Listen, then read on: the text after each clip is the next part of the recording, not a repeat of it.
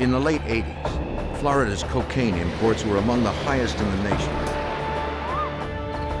Regional territories were enforced with intimidation and murder. One dealer bowed to no one, not even law enforcement. Desperate to stop the violence, authorities turned to the FBI for help.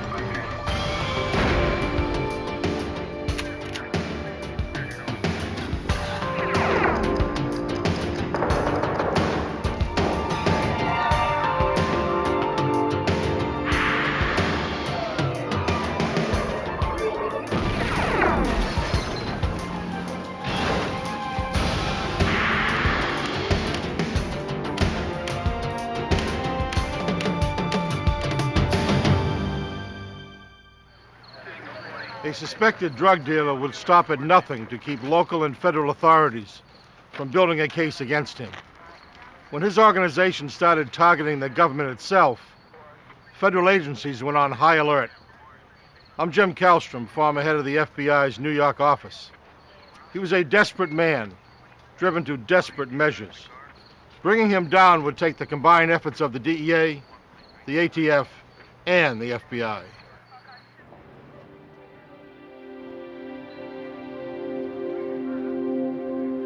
Fort Myers Beach, Florida, July 18, 1987. It was a Saturday night in a Gulf Coast beach town with a thriving nightlife and a booming drug trade. Away from the tourists, many local residents spent the weekend at private parties. For some, that included cocaine. At one party, several men waited for their friend to return with more drugs. He'd been gone for about a half an hour when they heard what sounded like gunshots at around 10 p.m.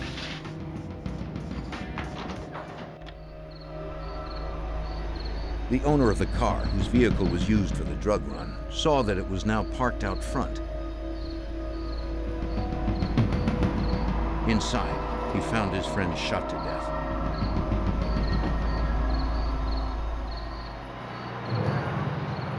The Lee County Sheriff's Department responded to the scene. A forensic technician found only one identifiable fingerprint on the car. It belonged to the vehicle's owner. Lying close to the driver's door were 7 empty .22 caliber shell casings. Investigators determined the victim had been shot at close range. An autopsy would reveal 8 bullet wounds in his upper body and traces of cocaine in his bloodstream.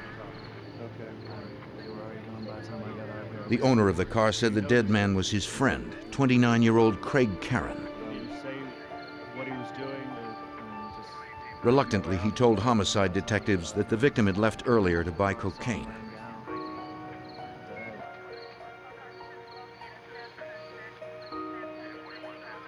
The victim's girlfriend suggested police should question her boyfriend's cocaine dealer. Has he been bound before?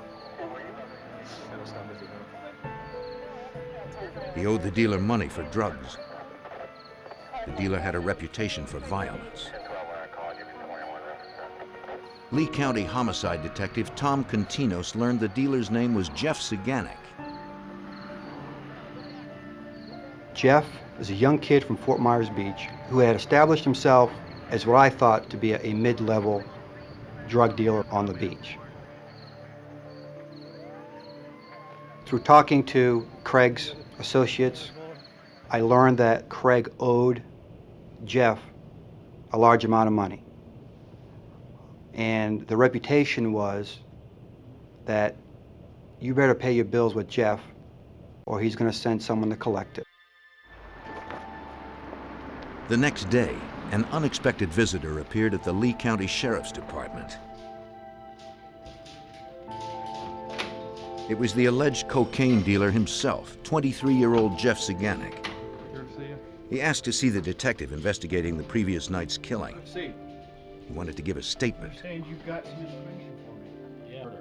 The reputed dealer, with a history of arrests, heard he might be a suspect and wanted to set the record straight. On the night of the murder, Jeff Saganek claimed that he and his girlfriend were at a restaurant for a late dinner. He said that he had talked to the victim in the parking lot just before the couple sat down to eat. After a few minutes, the man left.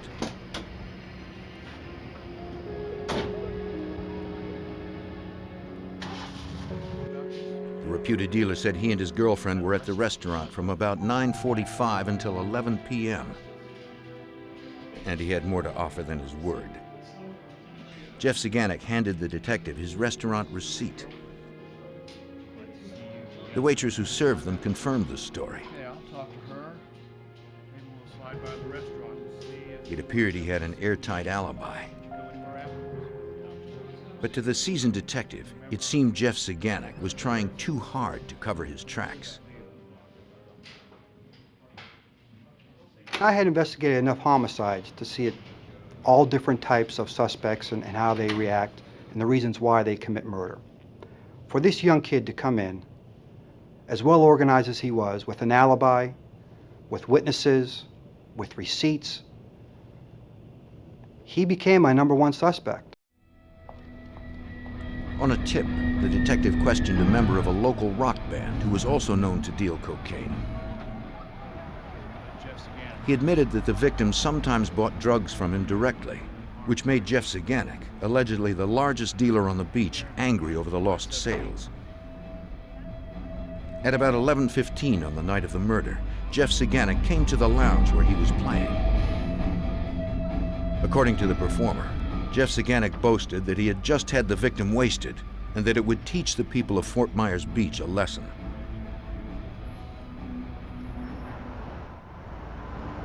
The musician's story was one of many over the next several months that confirmed what police already suspected. But even in the underworld of Fort Myers Beach, rumors and innuendo were not evidence of murder. Everything that I got was hearsay. No one would really give me sworn testimony that says, I saw this, or I saw that, or I know this and I know that. It was all he said, she said type of intelligence information, which is maybe okay for drug cases, but not with murder investigations. You need sworn testimony of people who actually saw something happen. Then, in the summer of 1988, over a year after the murder, the detective finally got a break. A young woman came forward, claiming to have witnessed the killing.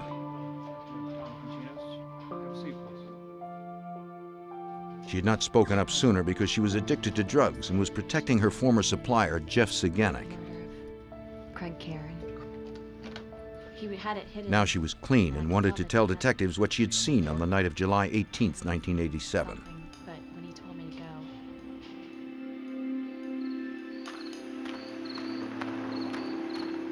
She was on her way to the cocaine party that evening when she witnessed the shooting.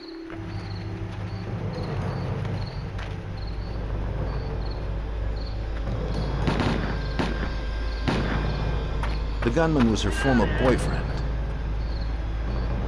a man who worked for Jeff Saganek.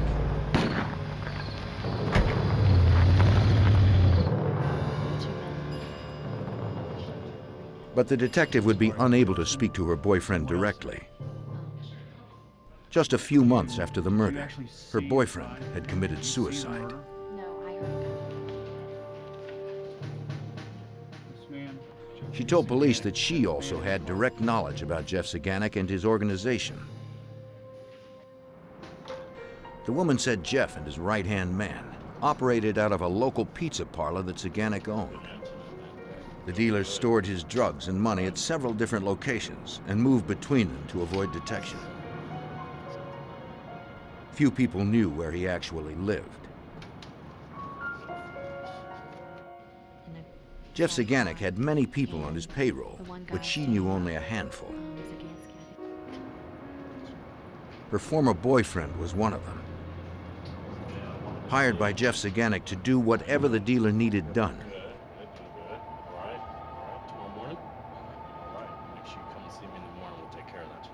She and Jeff had also had an arrangement. In exchange for storing drugs and guns at her apartment, Jeff had paid her rent. All right, I'll see you in the morning, okay? Unable to corroborate her story with other testimony or physical evidence, the detective could not charge Jeff Zaganek with the murder. I followed up on those leads, and I was not able to substantiate any of the information that she gave me at that point.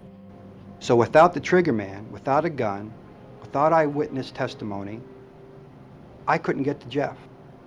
I couldn't get to Jeff. I had no physical evidence, no testimonial evidence that enabled me to bring charges against Jeff. The homicide detective looked to the Lee County Narcotics Unit for help. Detectives began surveillance on Jeff Zaganek's pizza parlor, hoping to identify someone they could turn against the dealer. The place was a popular spot. It would take time for officers to discern the drug traffickers from the legitimate customers. To complicate matters, Jeff Zaganek changed his name legally to Jeff Matthews, presumably to sever ties to his past crimes. Jeff was the type of person where he wanted to be a clean-cut businessman. Jeff even went to the point of changing his name from Jeff Zaganek to Jeff Matthews to try and help him with his reputation. Over several weeks, investigators noted which people frequented Jeff Matthews' place without picking up any food.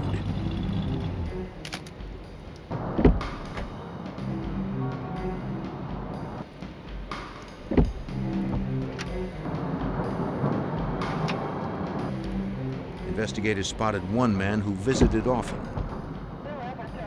A license plate check revealed his name was Stephen Franken.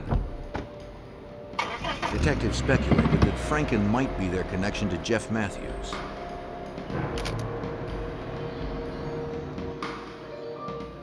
Investigators called DEA Special Agent Dennis Bolam, who was already familiar with Stephen Franken. Agents believed Franken was a low-level cocaine dealer who procured his supply from Jeff Matthews, but they had no proof. To link the two men, Agent Bolam hoped to use an informant close to Franken. I received some information from a cooperating source that Mr. Franken was distributing cocaine out of his house on Hibiscus Street in Fort Myers Beach, and that he was distributing to quite a few people down at the Fort Myers Beach area. Their informant, recently arrested for possession, was one of Stephen Franken's biggest customers. For his cooperation in controlled drug buys from Franken, the informant would receive probation.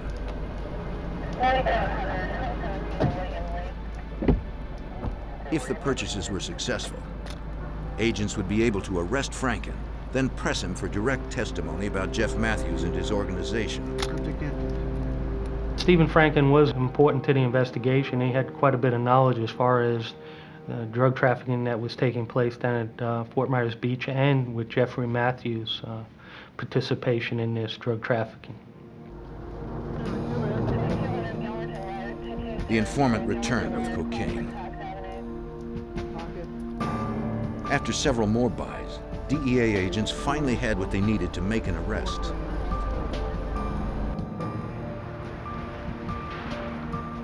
On August 25, 1988, agents secured a felony arrest warrant for Stephen Franken for the sale and distribution of a controlled substance.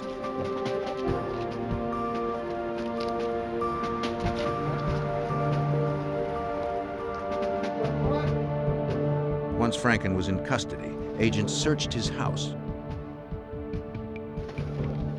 Inside, they found prepackaged cocaine, scales, and cash.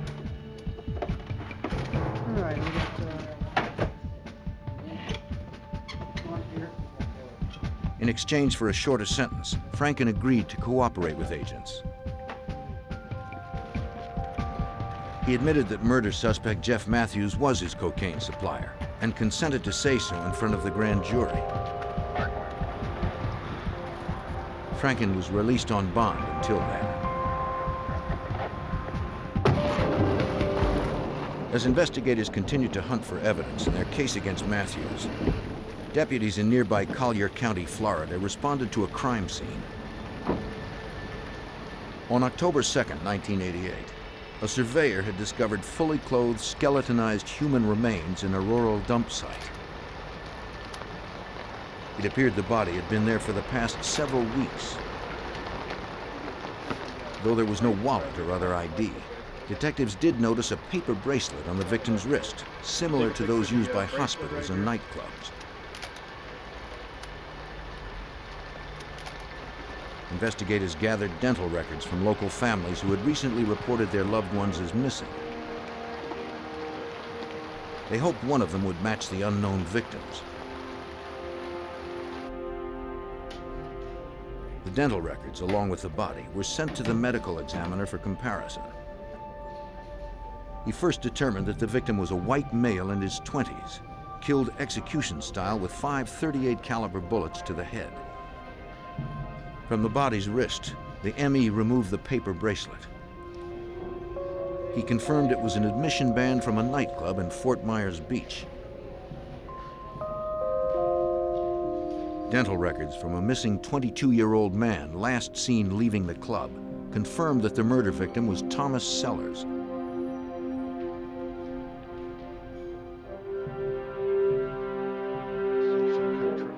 A Collier County Sheriff's detective visited Sellers' father to give him the bad news. Questions in reference to that. Has he been doing any illegal activities or hanging around anybody lately that... The father told the detective that his son had a cocaine problem and believed the young man owed his dealer, Jeff Matthews, $1,000.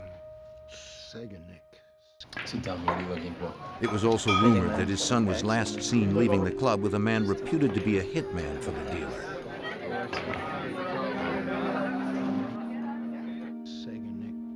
But once again, investigators were unable to find evidence to corroborate the rumors. Aware of him. Do you have any pictures of your son? Agents and detectives' only direct witness to Matthews' operation was Stephen Franken, a low-level dealer arrested months earlier. They hoped his grand jury testimony would be enough to arrest a cocaine supplier suspected of ordering 2 executions.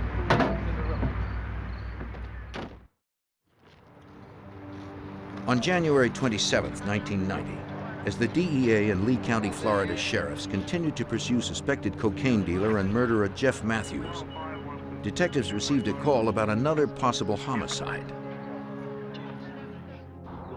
At around midnight, a man was unpacking boxes in his new home when he heard the sound of a car scooting towards his house.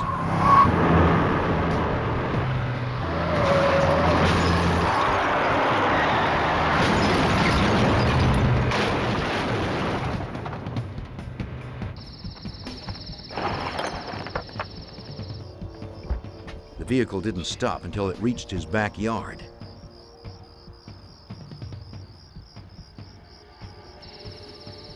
Inside, the driver was dead. Lee County Detective Tom Continos was one of the first to arrive at the home in St. Carlos Park. Initially, I was told it was a motor vehicle accident. There was a dead body in the car. And the closer I looked, the more I realized that he didn't die from a car accident. He died from a bunch of bullet holes. The driver's license found on the victim identified the dead man as 22-year-old Stephen Franken, the primary witness scheduled to testify against drug kingpin Jeff Matthews at a grand jury hearing just 2 days away. It seemed Matthews was aware that without Franken's testimony, investigators wouldn't have enough evidence to bring an indictment against the cocaine dealer, suspected in 2 killings and now a 3rd. According to DEA Special Agent Dennis Boland, I think the timing of the murder was because of the timing of the grand jury, the information we received as far as Jeffrey Matthews being involved in other shootings and murders at Fort Myers Beach, and that Stephen Franken had some valuable information as far as Jeffrey Matthews' drug operation. But now the grand jury would never learn what Franken knew about Matthews. The federal witness was likely dead before he crashed. Detectives decided to search the surrounding area to determine where the shooting had taken place. Something happened before the guy hit the house, or else he wouldn't have driven through the house. So I walked down the dirt road about several hundred yards, and I found what looked like some attempt at a roadblock. Large and small branches covered the road, strewn by what must have been a vehicle. To the left side of the site, detectives found several .22 caliber shell casings, the same caliber as the bullets later removed from Stephen Franken's body. Footprints, as well as tire impressions from a separate vehicle, were discovered close by in the loose dirt. Technicians made plaster casts for later comparison should a vehicle or suspect be located. From their placement and Franken's wounds, officers determined that the shooter had fired at the driver's side of the car.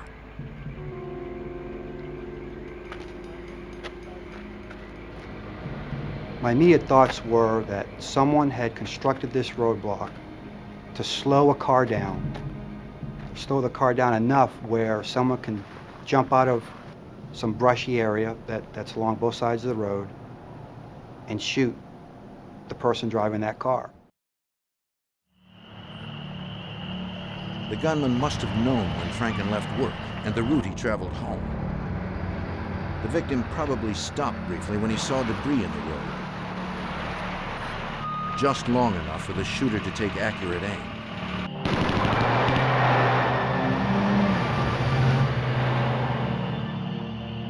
Clinging to life for a few more moments, he likely accelerated down the road and into the house.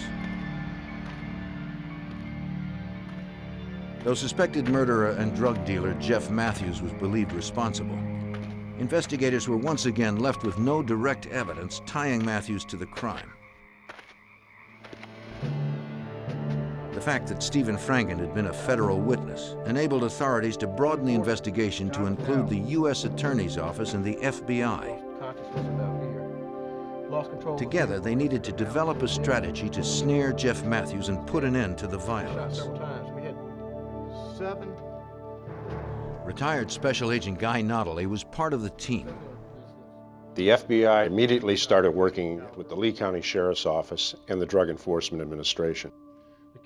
There was nothing done without telling the other agency involved that what was going on. The FBI did have a lot of manpower that they could put on this matter. They did have tremendous ability for the technical aspect of the investigation. They knew Matthews was still operating in the area, but the dealer was well insulated. The only way to get to him was through his drug operation and employees. But after the informant Franken was murdered, finding someone else to cooperate would be no easy task. What made it so difficult was that we didn't have a lot of people come forward and voluntarily supply information on Jeffrey Matthews. Most of the people knew that he was capable of committing murders, and they were intimidated by him. Agents turned to a man behind bars whom they believed had been an insider in Matthews' organization. Serving a 10-year sentence on concealed weapons charges, the Fort Myers Beach, Florida man was reputed to be one of Matthews' former hitmen. He agreed to tell what he knew about the dealer's drug operation in exchange for a shortened sentence. Just before his arrest, the alleged hitman admitted that Matthews had ordered him to surveil Stephen Franken to learn the man's schedule.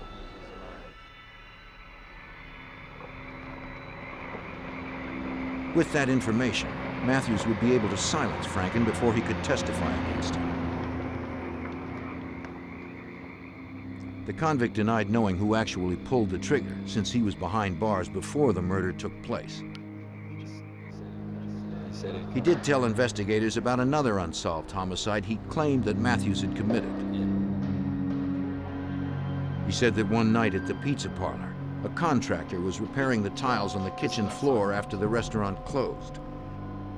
Yes, with the sounds. The hitman had brought over a new silencer for Matthews' gun. No one's gonna hear anything. No one hear anything. that thing through the weight. It's a heavy gun. Yeah. Look at that. Yeah, how's that? Nice target. Great. He claimed the drug lord killed the contractor just to test the silencer. Agents hoped to get Matthews to corroborate the hitman's stories. The convict agreed to call Matthews to set up a recorded meeting.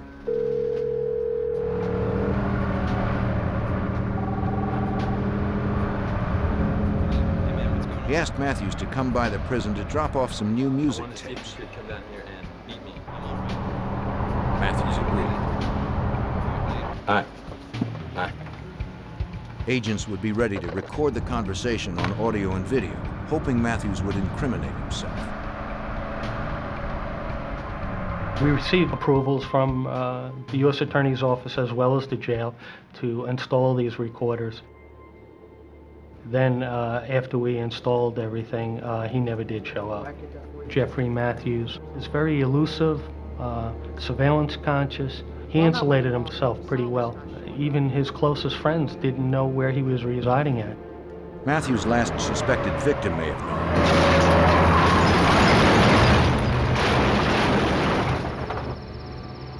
But because he was silenced, the alleged murderer remained free and was becoming more desperate. By early 1990, the FBI, DEA, and Florida authorities continued to pursue suspected drug lord and murderer Jeff Matthews.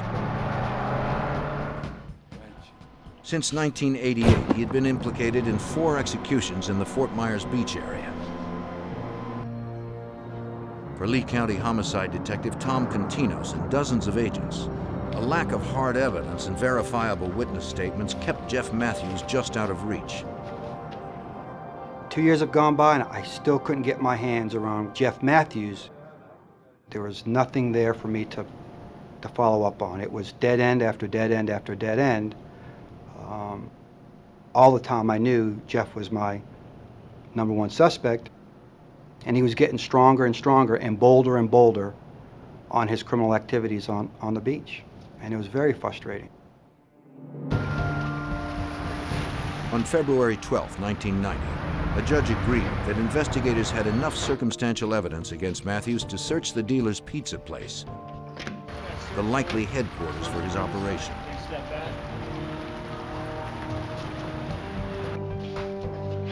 They served the warrant after hours to avoid endangering customers.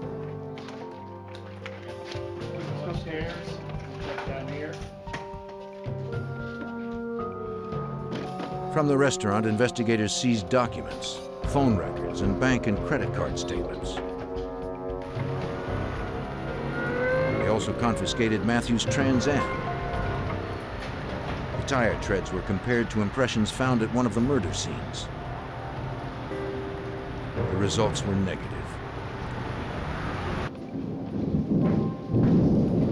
Upstairs from the pizza parlor, investigators searched an apartment where Matthews was rumored to sometimes stay with his girlfriend. The couple was not there, nor did the searchers find any cocaine. But they did recover silver-tip .357 cartridges. 45 caliber cartridges. 22 calibers.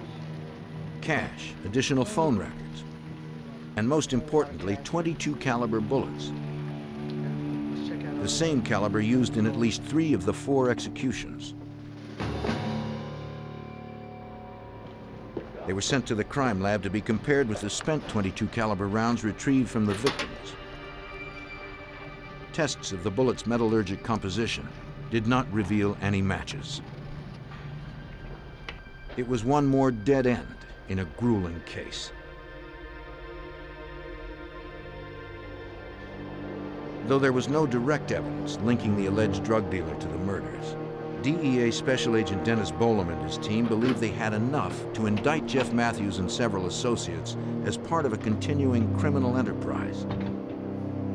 We had concerns at that point that by leaving him out on the street, he could commit additional murders. So we felt we had sufficient evidence at that point, and that's the reason why we went and got the indictments to go pick him up. But Matthews was nowhere to be found. Friends and associates claimed that he had left Fort Myers for parts unknown.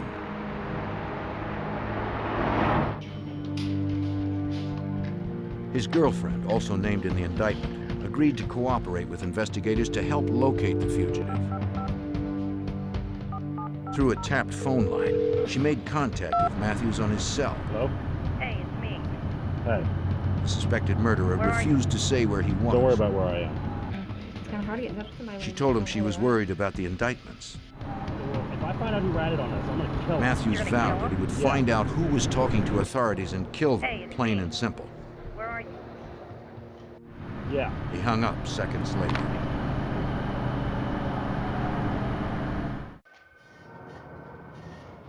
The next day, a confidential informant gave Lee County homicide detectives a promising tip. They learned that Matthews had rented a car with a borrowed credit card on the night Stephen Franken was murdered. Here's a picture. Can you tell us a little bit about the case? An evidence technician compared the tire treads from the rental car to a plaster cast of the tracks collected at the scene of the ambush. They matched. It was the first hard evidence linking Matthews to one of the 4 murders. Unfortunately, it didn't prove that Matthews had driven the rental car to the crime scene, nor that he had pulled the trigger. We were trying to gather as much information about Matthews as we could. We weren't even successful in finding out where this guy lived. We heard he lived in this big house. We heard he lived in that big house. He drove this car. He drove that car. But he was never there. We were never able to pin him down to where he lived. We only knew that he drove one car, and that's a black Trans Am. He was like, he was everywhere but nowhere. Then on the night of March 16, 1990, Lee County detectives responded to a call from the home of a Fort Myers Beach fire inspector. A pipe bomb was thrown into his driveway. Filled with .38 caliber bullets, the explosion sent ammunition and shrapnel ripping through the inspector's car and house.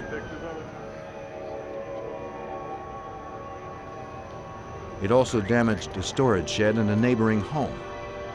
No one was injured. The inspector said he had no idea who might be responsible. Detectives asked him for a list of businesses that had failed any recent fire inspections. You got any problems with anybody? One name stood out. Jeff Matthews. I responded to that scene, learned that this fire inspector conducted a fire inspection of Matthews's restaurant and did not give him a very good write-up as far as the fire conditions of the restaurant. Once I heard that, I said, this is Jeff sending this guy a message. But if it was Matthews, he had left no trace. All police had to go on was the spotty testimony of a neighbor. The neighbor had heard tires squeal just before the explosion. When he looked outside, he saw a white hatchback race away. It had been too dark to see the license plate. If Matthews had been involved, Detective Continos pondered his change in tactics. I remember thinking that was a significant change in Jeff's operation. Before, he was targeting other drug dealers. Now he's targeting government officials, being that he was a Fort Myers Beach fire inspector. That is something different that Jeff was doing. The detective returned home well after midnight. He tried to unwind, hoping to get some sleep.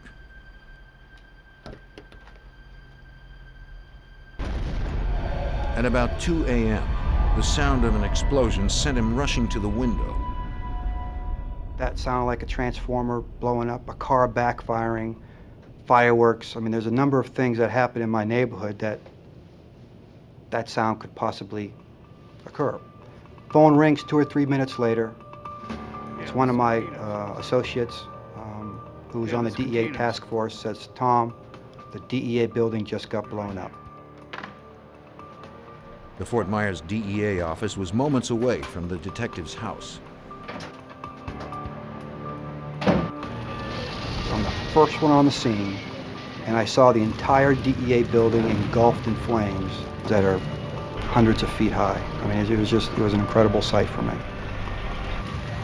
Investigators immediately suspected fugitive Jeff Matthews.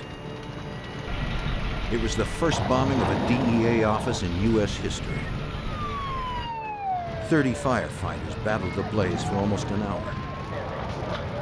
Dozens of agents, U.S. Marshals, and deputies from 6 neighboring counties were also called into help.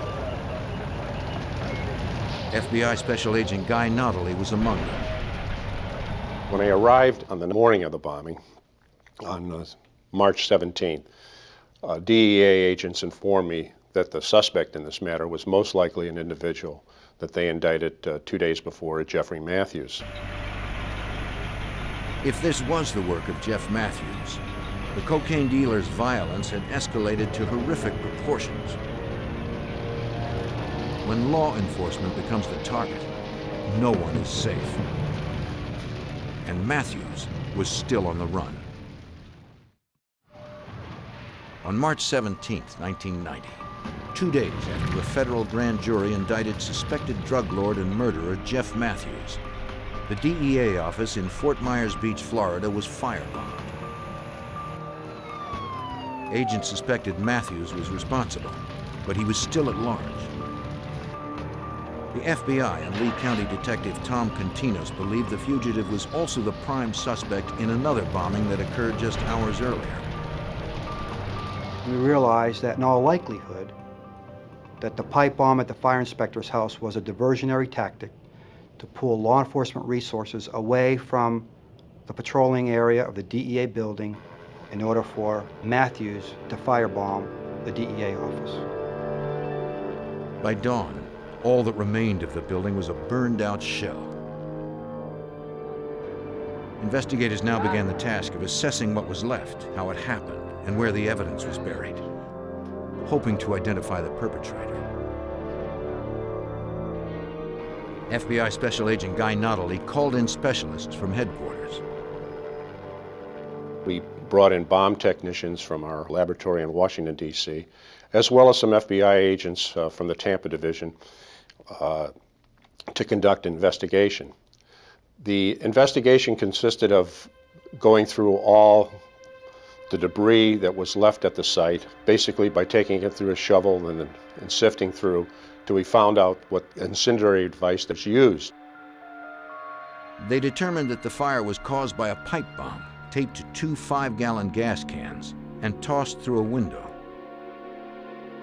It landed in the office of DEA agent Dennis Bolam.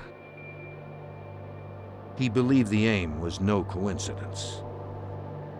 My feeling is Jeffrey Matthews was trying to destroy the evidence in the case, and I had the case files on the Jeffrey Matthews case in a file cabinet right near the window, and amazingly the fire and the explosion went right past it, and everything was intact as far as tape recordings and notes and so forth.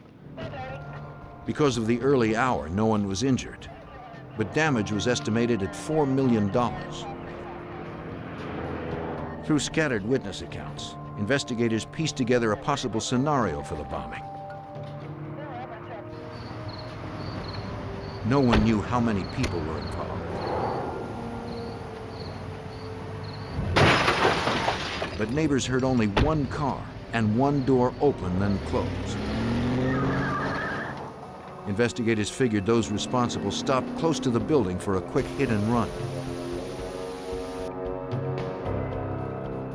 The bombing had a profound effect on area law enforcement. Agents struggled to deal with the physical reality of the destruction and their emotional reactions. I was shocked, and then I was angry, and then I was more determined to get him at that point than anything.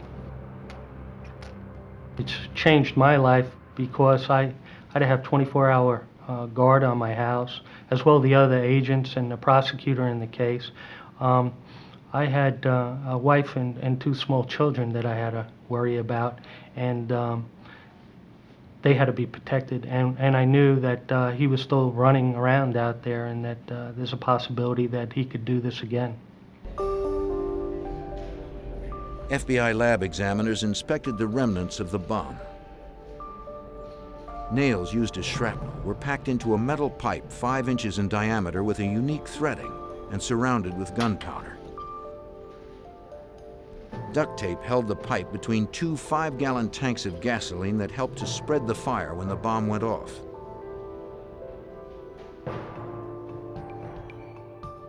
Pretty much familiar with the murders. 100 DEA agents joined the team, and the 4-person FBI office grew to more than 50. This is Investigators began tracking down where the bomb materials may have been purchased. Teams of agents canvassed every hardware store and gas station for miles around. The pipe used in the bomb had a unique threading. Agents found the store clerk who had sold this unusual item just days before the explosion. The clerk identified Matthews as the customer who had purchased it.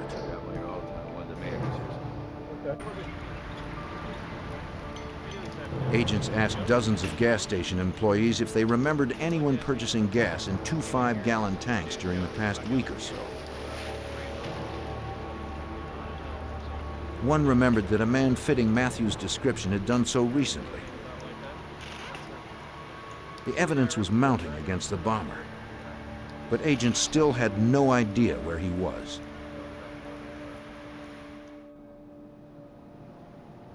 They interviewed his friends and associates to determine with whom he'd been in contact. You know Jeffrey, don't you? And how do you know Jeffrey? One told them that he had written to her, begging her not to believe what she read about him in the newspapers. But she had believed the articles and agreed to have her phone monitored so agents might trace a call from Well, that would be Matthews. great. You'd be willing to do that? I think you could help us.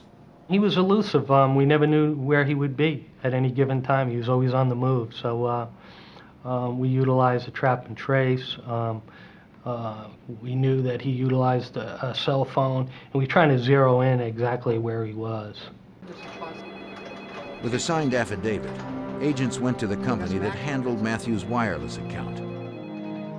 If there was a hit on a cell tower from his phone, authorities would be alerted. They discovered he was still in Florida.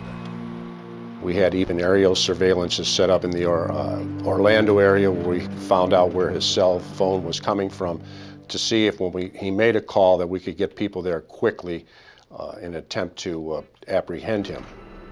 got a hit somewhere. But agents were unable to trace Matthews' calls closer than a 2-mile radius. Then investigators received the tip they were hoping for. They raced to a Fort Myers storage facility where the manager had recognized Matthews from the media. The fugitive was presently unloading a truck there.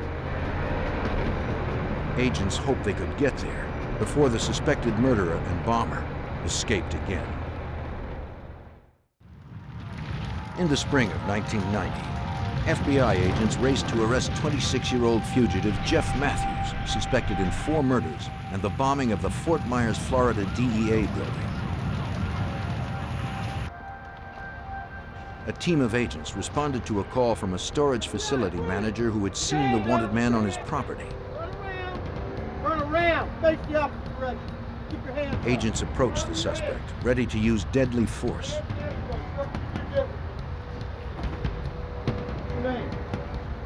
They removed his wallet to check his ID. Okay. The man was not Jeff Matthews. Hands down at the side. After 2 years of pursuit, Lee County, Florida detective Tom Continos was disappointed, but not discouraged. I just knew that at some point we were going to get him. He was too active, he was too violent. What concerned me was at what cost before we got him. We just didn't know how long it was going to take and how many dead people it was going to take for us to get there. That was my concern. Is this where you kept the stuff? Yes, sir, it is. All right, thank you. Investigators received a tip from a realtor who claimed to have rented a house to Jeff Matthews before he was a known fugitive. They found common items, including duct tape and hardware store bags that might be linked to the bombing. Then they came across something that seemed clearly connected to Matthews' crimes. As DEA Special Agent Dennis Bolam recalls, there was a note, and the note was addressed to the Lee County Sheriff's Department. I don't know the exact verbiage that was used in it, but it's something to the effect that catch me if you can. Catching me because you won't. investigators sharpened their resolve to find him before anyone else was killed. Jeffrey. On April 9th, 1990, Matthews called his friend's tapped phone. Please Agents were prepared to strike if the woman could keep him on the line. All right, yeah, I can. This time he was calling from a payphone, according to FBI Special Agent Guy Notley. We were able to determine that he was in the Orlando area. Agents were sent to different quadrants where they could be within 10 or 15 minutes of different payphones that we thought maybe Matthews was using. Field agents waited for the word as precious seconds ticked by. The woman asked him where he was, We're about. but Matthews was anxious to hang up. Despite his best efforts, they got the trace. Agents set out to apprehend him before he vanished again. Our people were able to put a location on where the phone call was coming from. Agents were only about 5 or 10, 15 minutes away.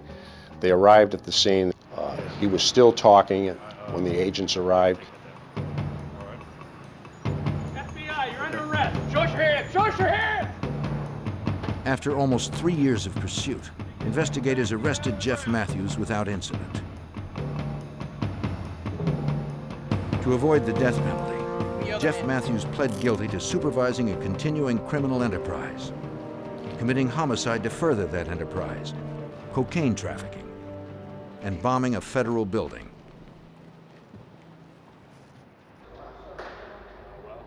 On July 31st, 1990, Matthews asked to speak to DEA and FBI agents. He said they needed to move on something right away or more innocent people would surely be killed. The convicted killer had a storage unit in Gainesville, Florida, loaded with explosives in a booby-trapped van. Agents immediately notified the bomb squad. I had concerns that he may be trying to set us up. Maybe have his last hurrah before he went away to jail, and that we might be sending some agents into a real dangerous situation. As Matthews had described, agents found a red van parked inside a storage unit rigged to explode. A bomb squad defused the devices and secured the area. With the booby trap rendered harmless, investigators quickly removed the dozen pipe bombs they found in the van. They also recovered an AR-15, a MAC-10, a MAC-11, and a .22 caliber handgun with a silencer. There was rubber masks, Halloween masks. There was police raid jackets. There was additional bombs, bomb-making equipment, manuals on how to make bombs, how to make booby traps, fuses and equipment to make bombs, including pieces of piping and timers and so forth. To tell you guys, Matthews also told investigators where they could find the body of the contractor murdered in his pizza parlor more than 2 years earlier, though Matthews claimed that his hitman had done the actual killing. kept him in a freezer. Matthews said he and the hitman had carried the body in a freezer to the house Jeff was renting and buried the victim nearby. It was the same house where investigators had found Matthews' taunting note. They located both the freezer and the body, just where the killer said they would be. For this crime, Matthews pled guilty as an accessory. Drug dealers just don't start off a business by killing people. And most of them don't kill people. But Jeff was a very violent, organized person. And that made him dangerous. And that made him even harder to catch.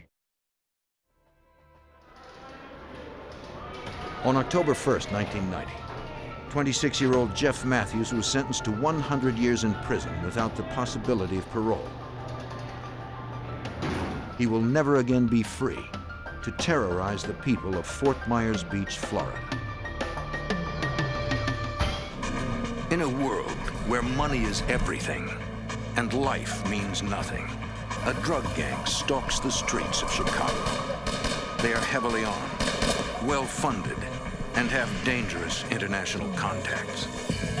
It will take every weapon in the FBI's arsenal to stop a deadly threat known as the El Rukns.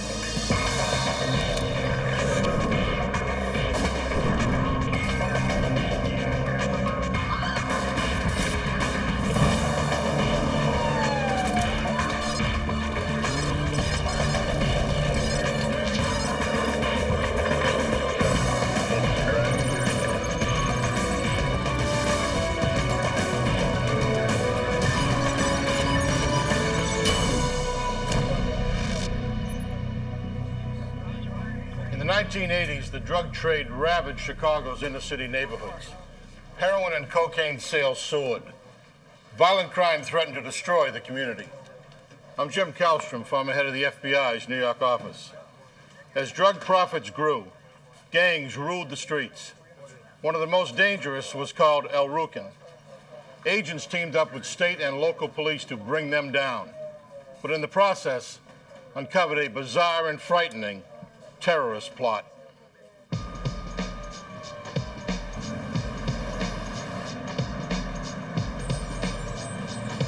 Chicago, Illinois.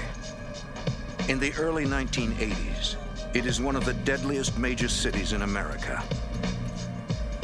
Powerful drug gangs have transformed the South Side from a neighborhood into a war zone. To combat the rising tide of violence, the FBI forms the Organized Crime Drug Enforcement Task Force. In Chicago, their prime target is a vicious gang known as the El Rukns. John Podliska is an assistant U.S. attorney in Chicago. The business of the El Rukns was to traffic in narcotics, cocaine and heroin, and to control a vast area on the south side of Chicago for purposes of selling and distributing those narcotics. They would exact tribute from other people who would want to sell in that area, and they had a reputation, and a well-deserved reputation, for being one of, if not the most successful and the most violent criminal drug dealing organizations in the Chicago area.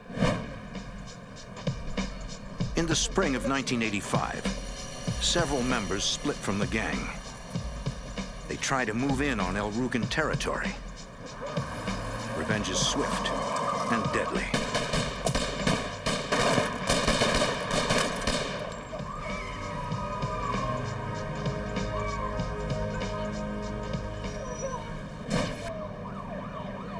Chicago's South Side is gripped by a vicious turf war. As the murder rate climbs, the FBI seems powerless to stop the violence.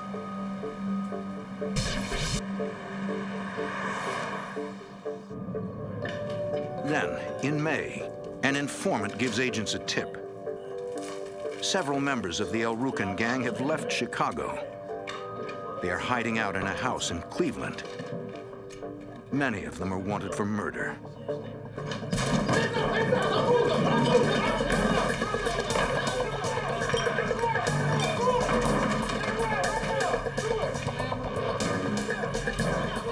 FBI agents and Cleveland police raid the house and arrest several suspects.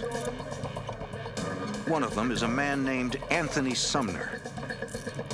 Sumner is a former El Rukn general, which makes him potentially useful.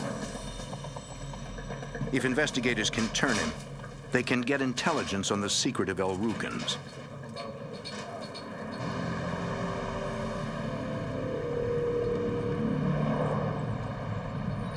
Sumner, how you doing? Detectives question Sumner for hours.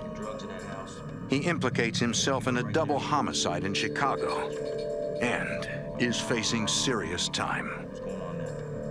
Authorities offer to reduce charges, but only if Sumner tells them everything he knows about the El Rukns.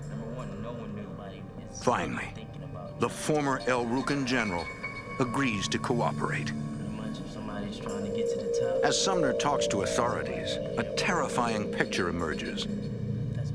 The El Rukn gang has hundreds of members. They're heavily armed, they're well organized, and they're growing. The entire organization is run by Jeff Fort, a kingpin known for his efficiency and his brutality. He was at the top controlling the entire organization. Directly below him were 21 generals, and he preserved his power that way. If anyone tried to seize power from him, from amongst those 21 generals, there were 20 other people who would be in a position to let him know that, and he could retaliate.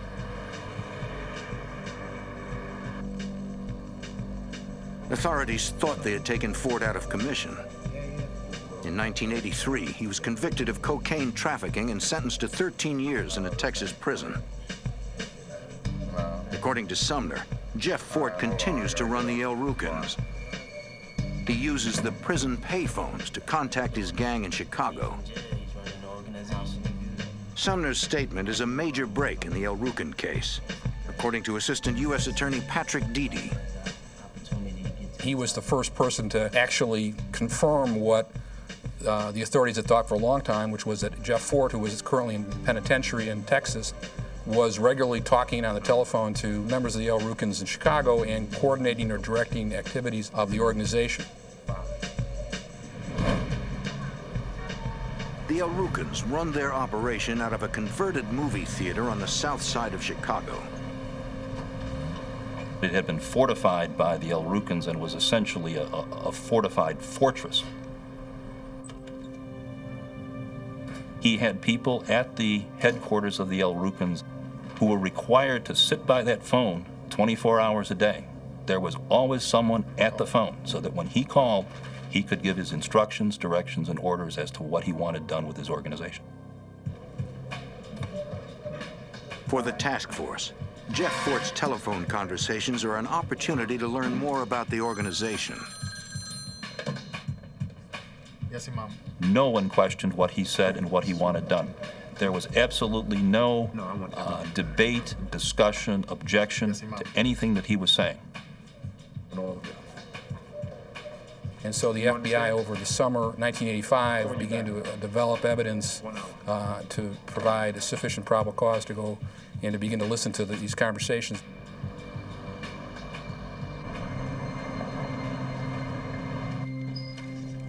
Agents activate a 24-hour wiretap to record the kingpin's phone calls.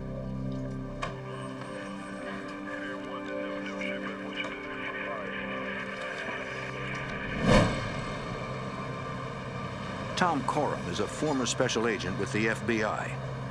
In 1985, he is assigned to the Drug Task Force and the El Rukn case. The technicians installed the wiretap equipment through the telephone company. Nothing was actually installed at the prison. We did all of our monitoring. In fact, in Austin, Texas, which was 40 to 50 miles away from Bastrop, Texas, where the prison was located. We were really stunned when we started hearing the conversation from Fort, because he was speaking with key gang leaders in Chicago, and what we were hearing was just strings of words. Jeff Fort and his gang are talking in code. And the kinds of series of words that we would hear said would be things like, in the science of Taku, love, truth, perfect man. And we had no idea what these words meant. And we couldn't establish any form of reference to figure out what he was saying during these conversations.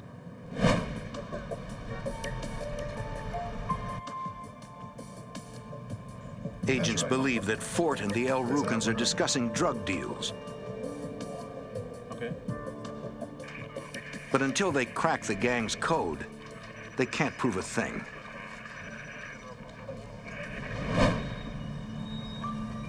One of the Chicago police officers came up with really a very good idea.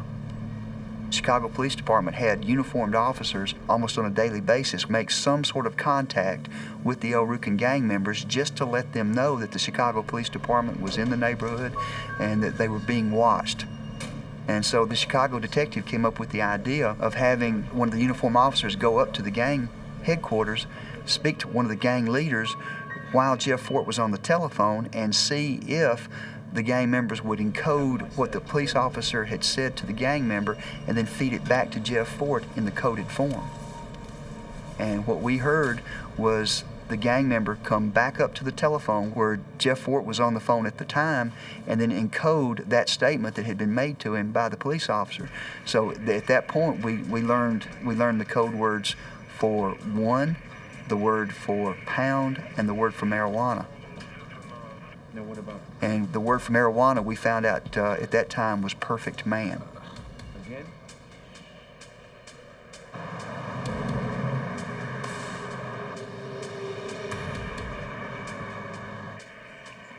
Breaking the El Rukn code is slow, painstaking work. After 2 months, agents only know a fraction of the gang's business. We realized that we were missing a lot of the calls that were being made from other phones at the El Rukn headquarters in Chicago.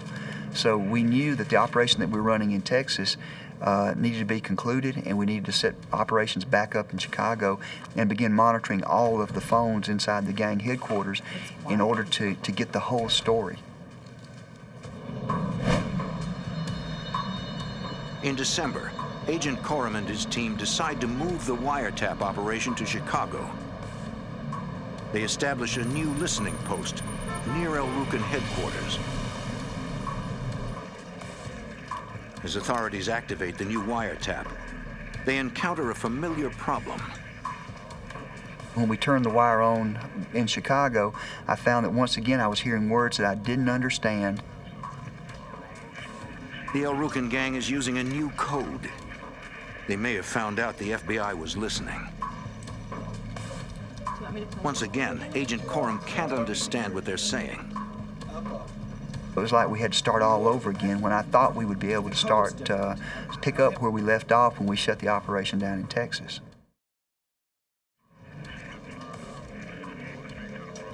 Hour after hour, Coram listens to the recordings. He slowly pieces together phrases. Yeah, he's talked about New York. Something is different. Something has changed. Some of the words I started picking up were words like up. I started hearing words that related to travel, and there hadn't been any words that related to travel during the Texas operation. I started hearing references to New York, and I eventually heard a reference to Libya that really caused me to be really, really concerned about what changes had occurred during the 3 or 4 months that we had not been monitoring the telephones. It's a chilling discovery. Libya, a rogue nation in North Africa, is suspected of state-sponsored terrorism. A well-armed drug gang, combined with foreign terrorists, could pose a deadly threat to national security.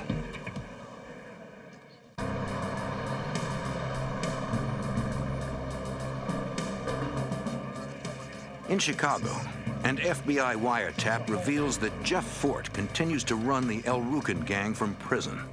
Bring it all back to me. Although the gang talks in code, authorities learn they are discussing Libya, a country suspected of terrorism.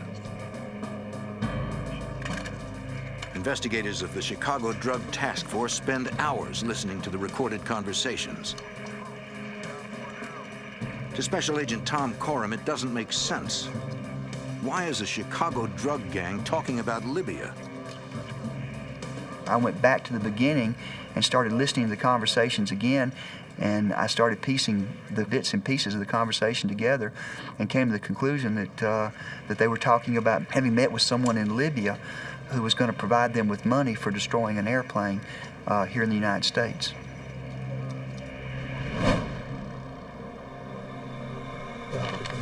Coram alerts the U.S. Attorney's Office. The drug investigation has uncovered a potential terrorist plot. The FBI calls in the Joint Terrorism Task Force. Special Agent Ned Hamara is assigned to the terrorism task force in Chicago. We took it seriously because we had no idea whether it was real or not. It was decided that the terrorism task force take over the wire and continue an investigation and determine what, if anything, was going on.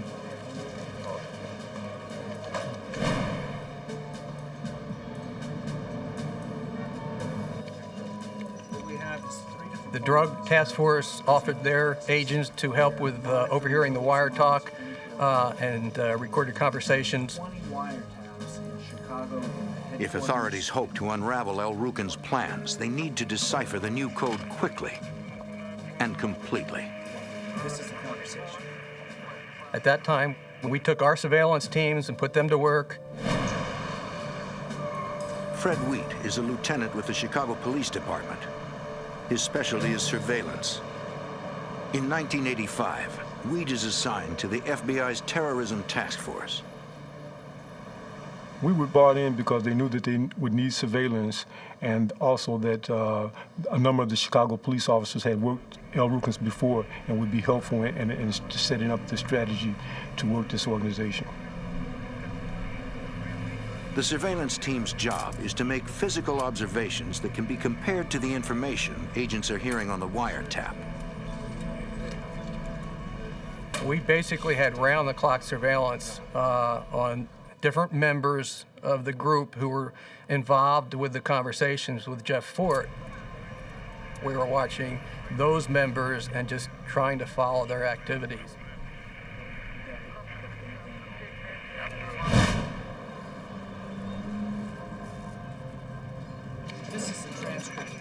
On one instance, one of the gang members reads a newspaper article to Jeff Fort and substitutes the code word for the actual newsprint.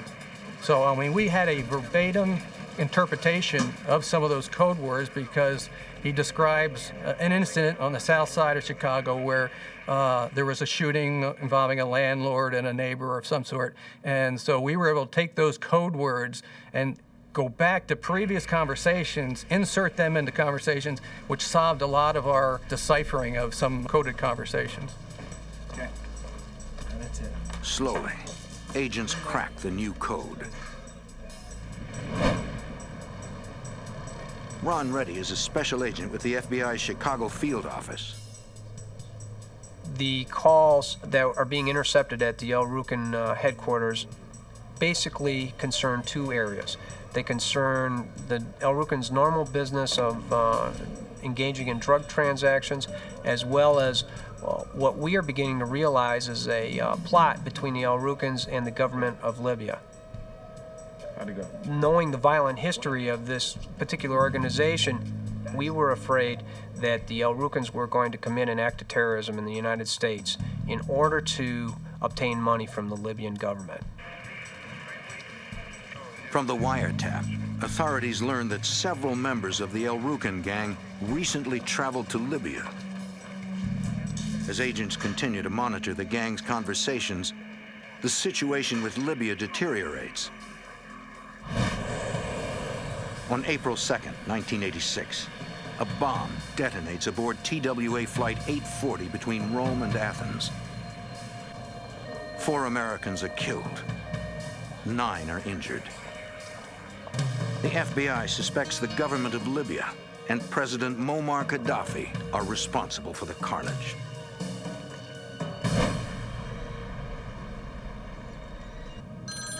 On April 4th of 1986, there was a series of conversations between Jeff Fort and a general in the El Rukn organization known as Melvin Mays. And they discussed this explosion on this flight between Rome and Greece. And Mays, at one point in the conversation, indicates that their group would be able to do something like that within 30 to 50 days. It is a terrifying prospect. I want you to take a video. Via the decoded wiretap, the task force listens in on Fort's plans. The gang leader wants 2 of his generals, Leon McAnderson and Rico Cranshaw, to make another trip to Libya. Fort was really concerned about how are we going to convince the Libyans that we're an organization that can do something for them. One of the things that we were able to determine, he talked about getting newspaper clippings to take back over there to show the Libyans that this is what we've been doing, this is what we can do. Violent things that happen that the El Rukns are responsible for.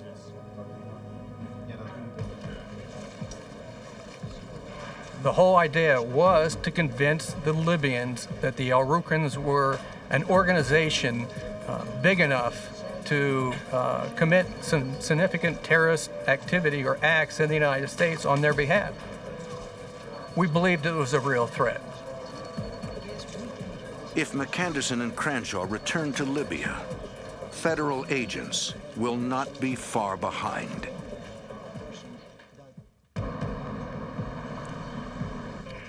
In Chicago, FBI agents and police wiretap the El Rukn gang. Two of Jeff Fort's generals are planning a trip overseas to convince Libyan officials that El Rukn can perform terrorist acts within the United States. Travel restrictions to Libya make the trip impossible. Ron Reddy is a special agent with the FBI assigned to the Joint Terrorism Task Force. The United States had just engaged in at least 2 military actions against the Libyans, and the El Rukns knew that the Libyans were under scrutiny from the United States government. The El Rukns, as well as the Libyans, felt that the safest place for them to meet would be in Panama, which they called the Straw Hat. That was their particular code word for Panama. Cranshaw and McAnderson, two high-ranking El Rukn generals, will make the trip to Panama City. The task force needs surveillance on both men from the moment they leave Chicago until they return.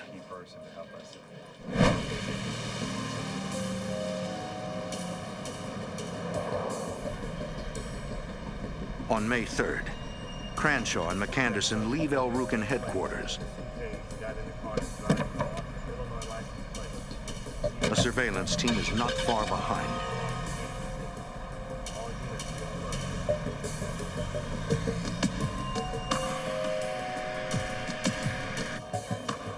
The El Rukns board a jet in Chicago, bound for Miami. From there, they fly to Panama.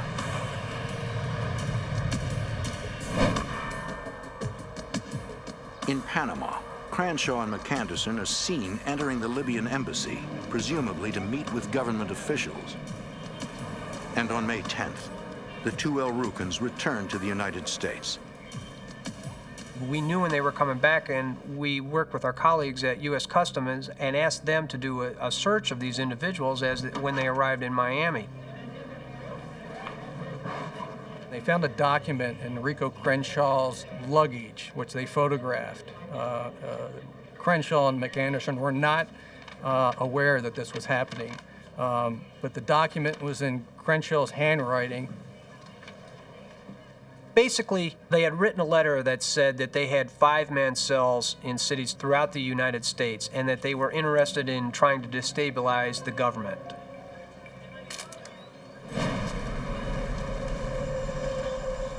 The next day, on May 11th, the task force intercepts several telephone conversations between the two El Rukns and their leader, Jeff Fort. Cranshaw and McAnderson tell Fort the Libyans have agreed to provide financing. They will deposit the money in a Panamanian bank in the United States. An attorney they met in Panama will contact them shortly. For the task force, it's a terrifying development. But agents don't have enough evidence to prosecute the El Rukn gang on conspiracy charges. In order for the FBI to establish that a crime has been committed, we must collect enough evidence to prove beyond a reasonable doubt that the conspiracy had actually taken place and that there was an intended goal of the conspiracy. And we had to prove that there was a serious plan to commit an act of terrorism here in the United States.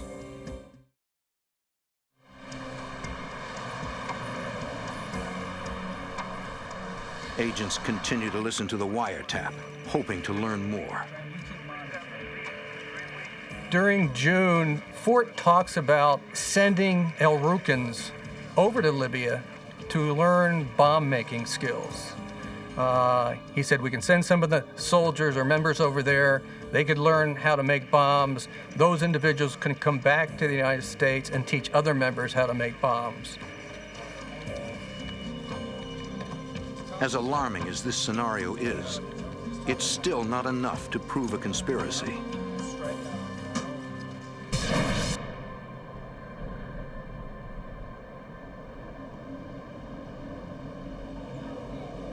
Weeks go by. The money from the Libyans never shows up. Fort panics.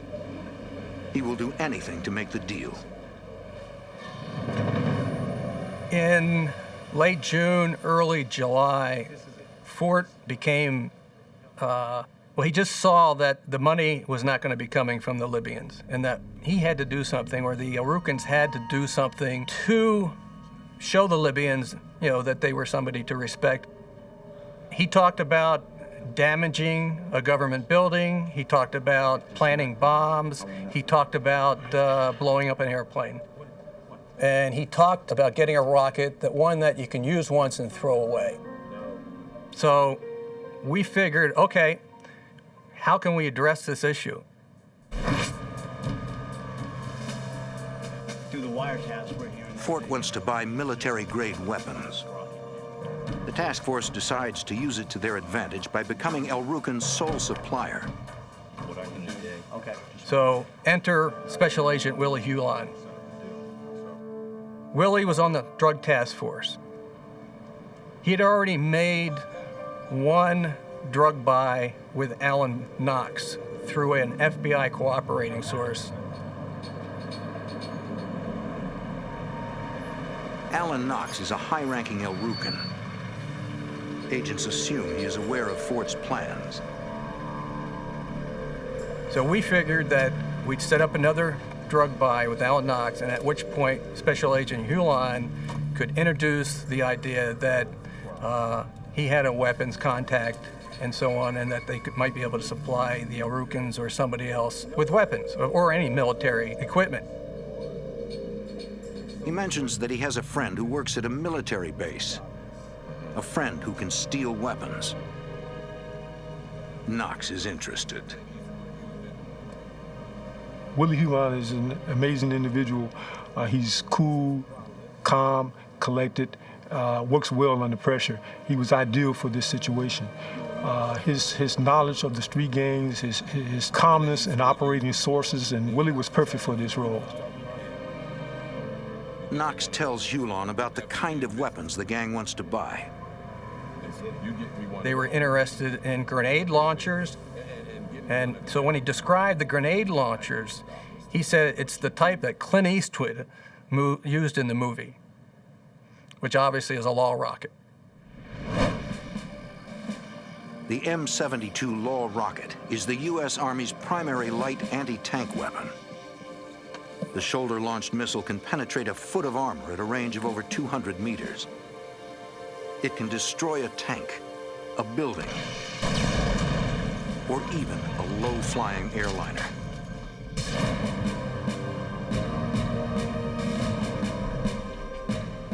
Agents cannot allow El Rukn to obtain such a deadly weapon on the open market. But the development does offer unique opportunities. We decided that why not we supply, or the FBI supply, the El Rukns with a rocket.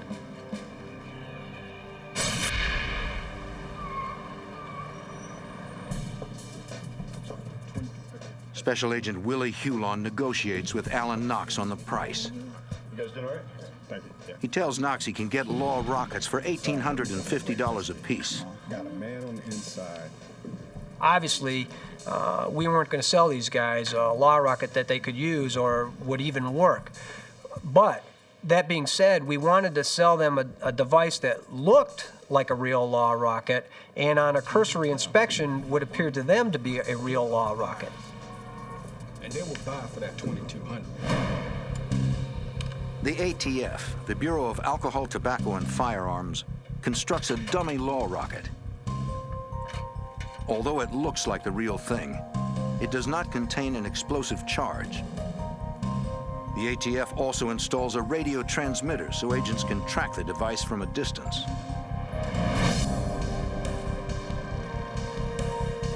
The inert rocket is ready. The trap is set. On July 29th, the task force launches the operation. Take out an aircraft.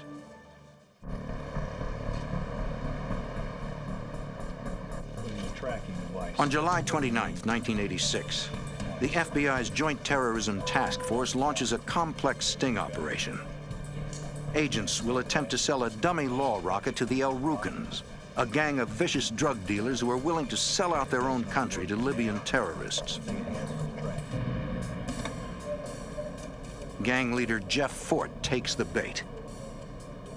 He tells Alan Knox to set up the buy. And we're hearing this on the wiretap after the meeting, so we know that it's going to go forward. The arrangements which were basically given to us by the El Rukns was we were going to meet them, or the transaction was going to occur. The task force meets to plan the sting operation. The sale of the law rocket will go down at a hotel in Lansing, Illinois, 30 miles from Chicago.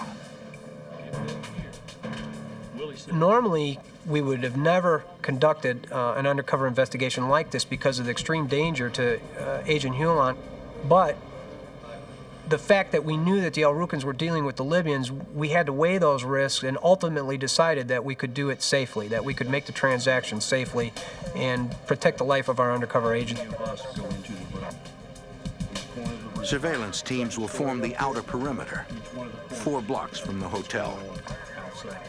Like I said, ultimately, SWAT and undercover teams will form an inner perimeter, stationed in and around the hotel. What's going to happen in our operation? At this point, we have the north, south. On July 31st, agents from the FBI, the ATF, the DEA, and the Chicago Police Department deployed to the hotel in Lansing, Illinois. They cannot fail. The lives of hundreds and possibly thousands of people are at stake. On the night of the law rocket deal, we probably had in excess of 50 individuals spread out through different areas. Surveillance teams assigned to the outer perimeter get into position.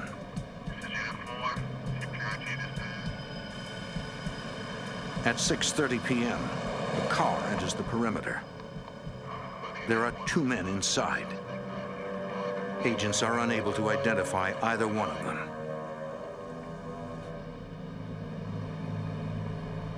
Detective Wheat's surveillance team picks up the incoming vehicle.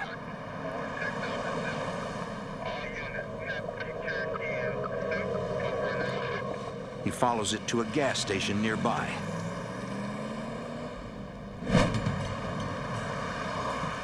At the gas station, Wheat is able to make a positive ID. Melvin Mays is the driver. Alan Knox is in the passenger seat.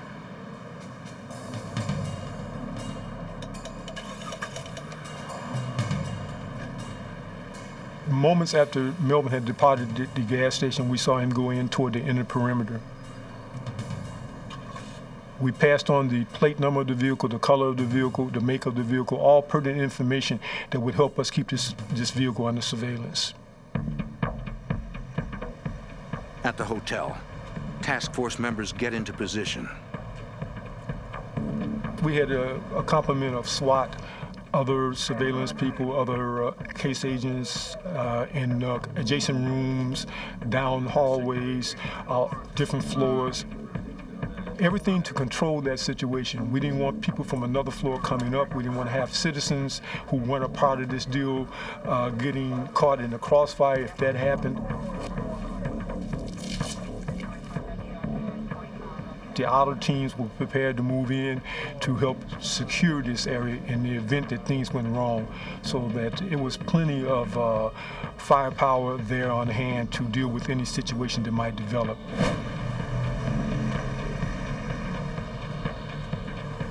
Mays and Knox arrive at the hotel within minutes. The sale is about to go down. The task force is ready. They know the El Rukns are willing to do whatever it takes to fulfill Jeff Fort's orders and make the buy. On the night of July 31st, 1986, two members of the El Rukn gang arrive at a hotel in Lansing, Illinois. They have arranged to purchase a light anti-tank rocket. Their goal, to prove to the Libyan government that the El Rukns can operate as terrorists for hire. They have no idea that the man they are dealing with is an undercover FBI agent.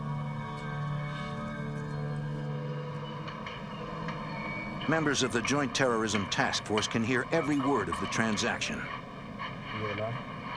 Detective Fred Wheat and his surveillance team is stationed 4 blocks from the hotel. We heard a knock on the door. We could actually hear the physical knock. We heard some voices and someone asked who it was, etc. He was admitted into the room. We could hear them negotiate or talk about the sale of the rocket.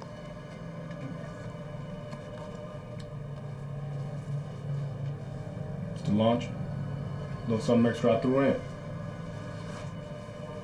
Can't see the rocket launcher. Where's it at? It's on the photo.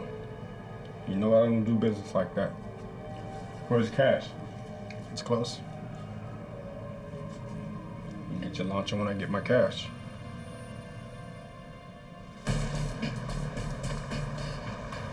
A few minutes later, Melvin Mays leaves the hotel.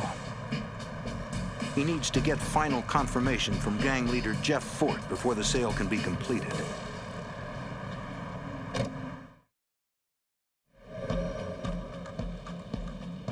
Mays returns to El Rukn headquarters to wait for Fort's call.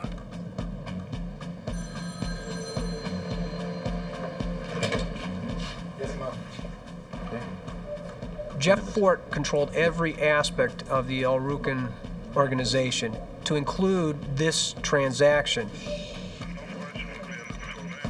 The wiretap picks up the phone call between Mays and Jeff Fort. Fort seems leery about the buy.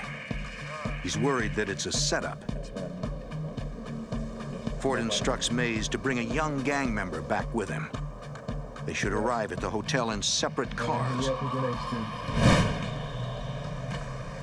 If the buy is a setup, Jeff Fort would rather sacrifice a low-level gang member than risk one of his generals. In other words, Fort did not want any contact or any trading of money between the undercover agents who he suspected and his generals. Fort orders him to deliver the money to the hotel and then pick up the law rocket.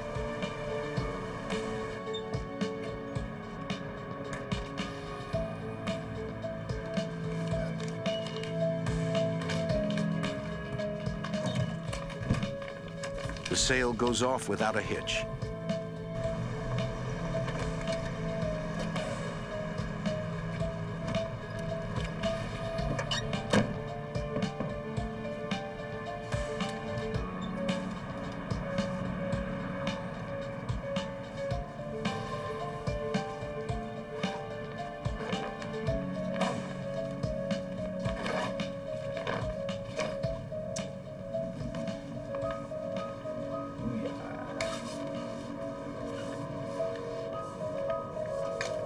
What you think?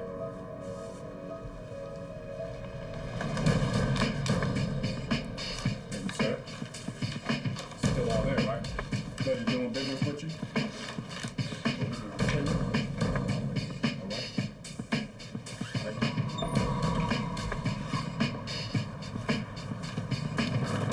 The El Rukns have no idea that the law rocket is a dummy.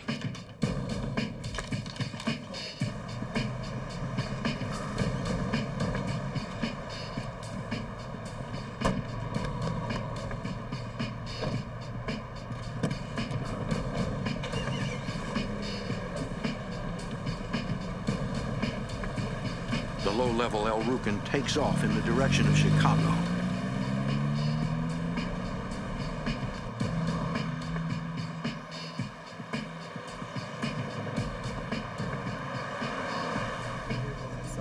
Surveillance units follow him onto the Dan Ryan Expressway.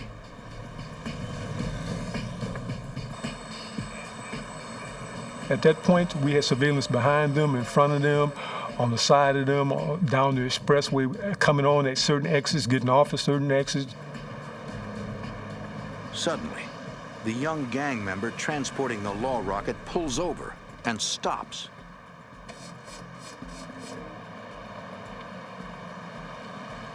Seconds later, another vehicle pulls alongside him. It's Melvin Mays. What are you doing? Stop. As it turns out, the gang member's car has broken down.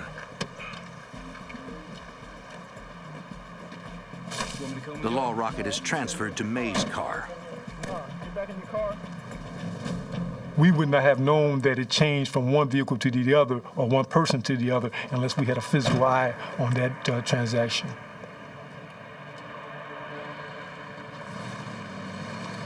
The law rocket had been equipped with a radio transmitter, and we were using electronic equipment and physical surveillance to follow the rocket back to where they eventually stored it. Mays drives to an apartment building on South Kenwood Avenue, a few miles from El Rukn headquarters. The gang members refer to this building as the Armory. Then our job really began, because at that point we were 24/7 on that location, because we had to make sure that that law rocket was not moved.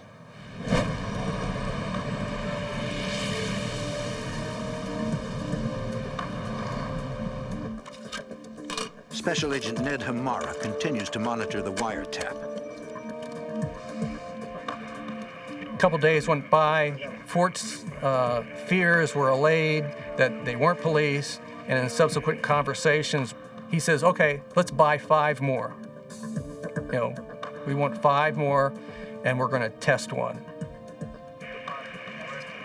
Task force members are worried. Fort has chosen a target to prove his terrorist capabilities. He intends to kill a Chicago police detective. The detective who was kind of, he worked for the Gang Crimes Chicago Police Department, who was kind of a thorn for many years in the El Rukn side. They hated him, and they figured, okay, we're gonna buy some rockets, but we're gonna use one, and we're gonna test it on him. Gentlemen, according to the wiretap, The attorneys and the agents all made a decision, okay, let's take it down now. Let's not wait any further, because we figured if they tried to test the law rocket, they're going to determine that it's a dummy rocket and it's going to blow a lot of people's cover. The FBI makes a dangerous call. It's time to take down the El Rukn gang and put Jeff Fort behind bars forever. The FBI has the El Rukn gang on the hook. They have surveillance photos and wiretaps of the gang purchasing a dummy law rocket.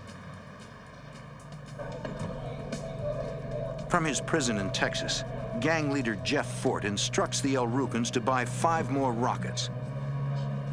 He wants to test fire one of them to prove that his gang can perform terrorist hits for hire.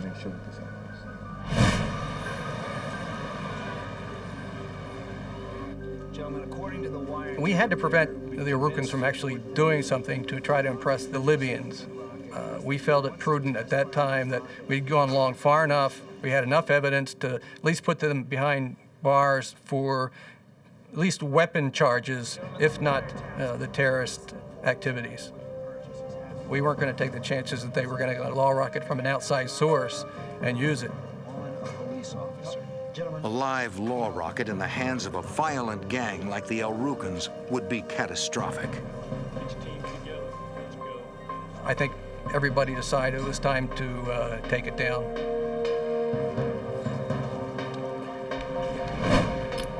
On the morning of August 5th, the task force launches simultaneous raids on El Rukn headquarters and on the apartment building they call the Armory.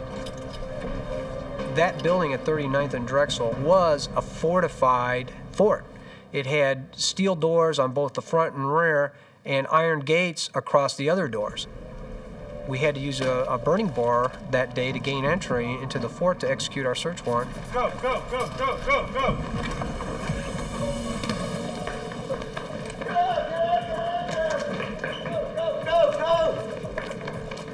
We went from surveillance officers to search and control officers. We began systematically arresting across the city all individuals that were involved in this plot. In an office at El Rukn headquarters, authorities find travel itineraries to Libya for Rico Cranshaw and Leon McAnderson.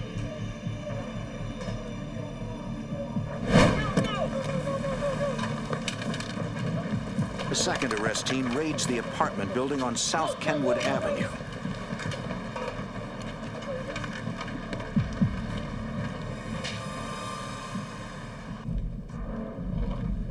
I was at the location on South Kenwood.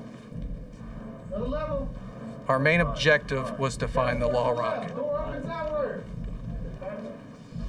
We're walking all through the complex, behind the ATF agent who's got the beacon, and he's going upstairs and downstairs and all around. Oh, it's getting fainter, we're getting stronger. We were in there for, it seemed like a half hour, and we're walking and we're still not getting it. Finally, we go down into the basement. And this is a rat-infested, roach-infested location. But when we're going down the stairs, it gets louder and louder and louder. It's getting stronger right out here. Finally, we decided it's got to be under the stairwell. So we ripped open the stairwell, and sure enough, the law rocket was there, along with about 35 other assortment of automatic weapons that we discovered. Some of them were submachine guns. Who knows, how many weapons were used in crimes or murders or what. The main thing, we got the law rocket back before they were able to determine that it, was an inert or dummy law rocket.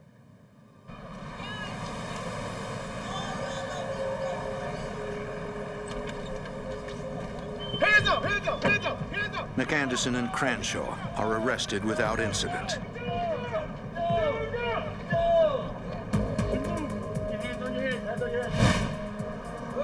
Alan Knox is also taken into custody.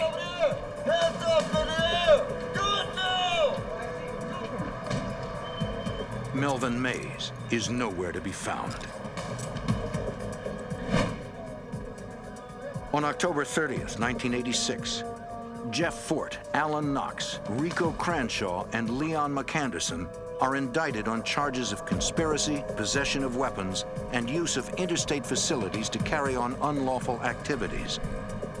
Melvin Mays, who is still a fugitive, is placed on the FBI's 10 most wanted list. In 1987, McAnderson and Cranshaw are convicted and sentenced to more than 50 years in prison. Melvin Mays eludes authorities for nearly 9 years. In 1995, he is arrested and convicted and sentenced to 3 life terms in prison. Jeff Fort, who is already incarcerated, is sentenced to spend an additional 80 years in prison. This was the first instance in the United States history that American citizens had been convicted for attempting to commit a terrorist act for a foreign government.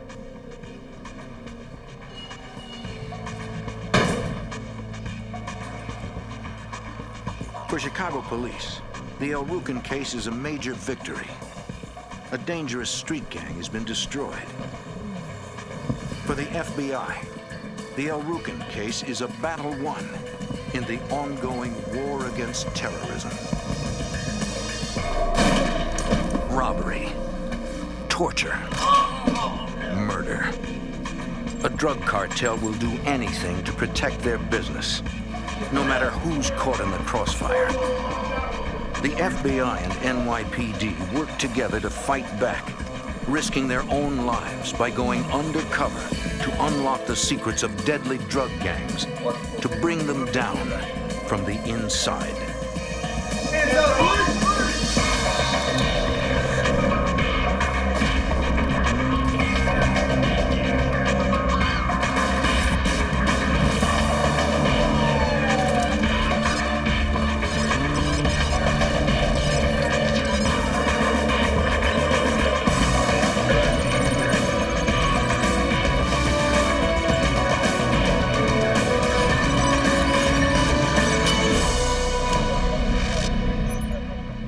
When the streets of New York flooded with crack cocaine in the 1980s, a wave of violence threatened to drown the city.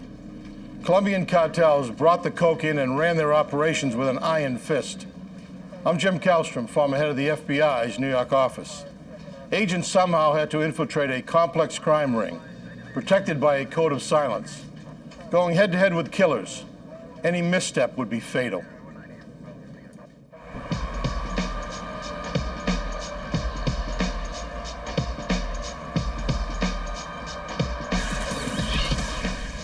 Crack cocaine. Cheap, easy to make, and highly addictive. When it hits the streets, violent crime follows. Most of the bloodshed occurs at the street level, among users and dealers. But innocent people suffer too. NYPD detective Richard Eppolito worked narcotics. There's one gentleman that owned a Chinese restaurant. Came out one night, and there was a couple of individuals involved in drugs, and they'll do anything they can to get their next fix. Well, this particular gentleman had gold teeth, and they thought nothing of killing him. They just shot him dead, and while he's down on the ground, they pulled out their switchblades and they started prying his teeth out. In New York, the crack epidemic began in the late 80s. NYPD Lieutenant Mike Garrity. It was an extremely violent time. You had turf wars. You had people who just controlled a certain corner. If you set up to make a sale on that corner, there'd be a drive-by shooting. We were losing our youth. We were losing innocent bystanders to drive-bys. Every one of the index crimes went up. It was out of control back then. But arresting users and dealers individually does little to slow the onslaught. You know, it's never ending. It's just a constant flow. For every one or two guys you take down, there's others to replace them. The only way to stem the flow of narcotics is to find the organizations that import the drugs and dismantle them. To do this, the Department of Justice creates the Organized Crime Drug Enforcement Task Force. Known as C-13, the task force is made up of NYPD detectives and FBI agents. They know exactly who they're up against, according to Supervisory Special Agent Fernando Llanos. In New York in the early 90s, the situation was that you had Colombians in control of the drug trade. The two main drug gangs are Colombia's Medellin and Cali cartels. When the cartels ship drugs into the country, they smuggle them in by packing them among valid cargo, according to U.S. Customs Special Agent Phil Spinelli. With containerized cargo, you can conceal the narcotics in just about any type of cargo that you ship into the United States. They've liquefied narcotics and tried to put it into bottles. They've disguised it as dominoes. They've put it into cans of guava paste and cans of peaches where the peaches were completely sealed. And they ship it in through New York City, one of the busiest ports in the world. In the New York area, we receive approximately 5,000 containers a day. Each of those containers probably have somewhere in the neighborhood of about 18, 20, maybe 30,000 pounds of cargo. So it's extremely difficult. It's like finding a needle in a haystack. When the drugs hit New York, they are distributed across the country. The task force is determined to shut off this supply of drugs and break the backs of the cartels. Our purpose in the task force was to build cases, try to monitor these individuals, try to infiltrate them, and take them down. To do so, Detective Eppolito immerses himself undercover in the shadowy world of drug traffickers. And he needs help. The most productive cases involve confidential informants because they know what's going on. They're already on the inside. Once the detective develops trust with an informant, doors begin to open. I had one particular confidential informant that was extremely reliable. In December 1991, the informant tells Eppolito about a man named Eduardo. He says Eduardo deals in cloned cell phones and might be connected to the Medellin cartel. He knows the Colombian cartels desperately want to do business with the American mafia. They felt traditional organized crime was here a long time. They know all the ins and outs, all the tricks. They have all the contacts. And that's basically what they were looking for. This could be the opportunity Eppolito's been looking for to get inside the cartel.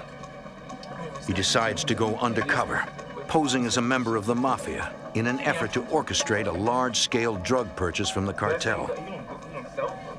The detective asks the informant to set up a meeting with Eduardo and introduce him as Tony Romano, his undercover identity. The informant goes to Eduardo and tells him about Tony Romano. Eduardo seems interested in a mafia connection and agrees to meet. But he warns the informant, if it's a setup, there'll be hell to pay.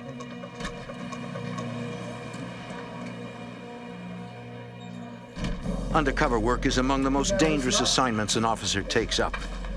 If he's identified as a cop, he and his informant will likely be killed. Every meeting is scripted so the undercover knows what to say and what to avoid. An undercover operation is a carefully orchestrated deal. We just don't send the undercover out there. He doesn't operate in a vacuum. What we do, we have pre-meets before we go out. We have tech plans. We go over things. We try to cover every scenario that possibly could happen. And when we decide to go out, the safety of the undercover is paramount. We have people that are assigned strictly to watch the undercover, provide security for them. You try to control the meet location. You're going to pick a location that you're somewhat familiar with. C-13 decides to have Eppolito meet Eduardo in a local bar. We set up outside, we surveilled, them arriving and going in, but we also sent agents and detectives, inside. The key is never appearing too anxious. It was best not to jump right into the drugs, because a lot of times when you do that, they raise up on you, and they think you're the cops or the feds, and they back off. So I figured I'd start off small, start off low, and try to do some cellular fraud business with this guy. Eppolito suggests a deal for cloned cell phones, reprogrammed phones that use an unwitting customer's service for free. He says he needs them for his mob activities. And I also told him that I don't want to jump right into the drug aspect because I don't know who you are. So let's do this, and if we both come out of it okay, we can move on. So a little bit of psychology there. Eduardo agrees to clone the phones for a price. After the meet, Eppolito debriefs the task force. By now, intelligence agents have uncovered more details about the drug dealer. Eduardo was considered like a street dealer or a mule. He wasn't well placed within any organization. He's a guy that would broker deals, try to hook you up with somebody, stuff like that. He definitely wasn't our main focus in this whole investigation. We wanted to use him as a stepping stone to go higher up or go up the ladder. Claiming he's satisfied with the cloned phone deal, Eppolito takes the case to the next level. He sets up another deal with Eduardo, this time for drugs. The detective has to maintain his mobster image. You basically have to show credibility. You have to be able to convince the people that you're who you say you are. In doing so, it means you have to walk the walk, talk the talk. Authorities need to play it cool.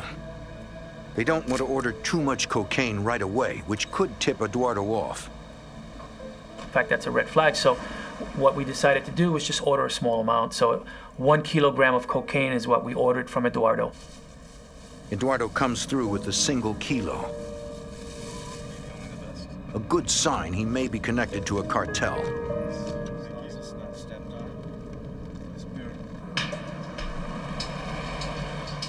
Undercover officers follow Eduardo after the deal.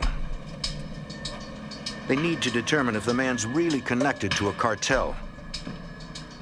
Someone who can lead them up the chain of command, or just another small-time dealer who cannot help further the investigation.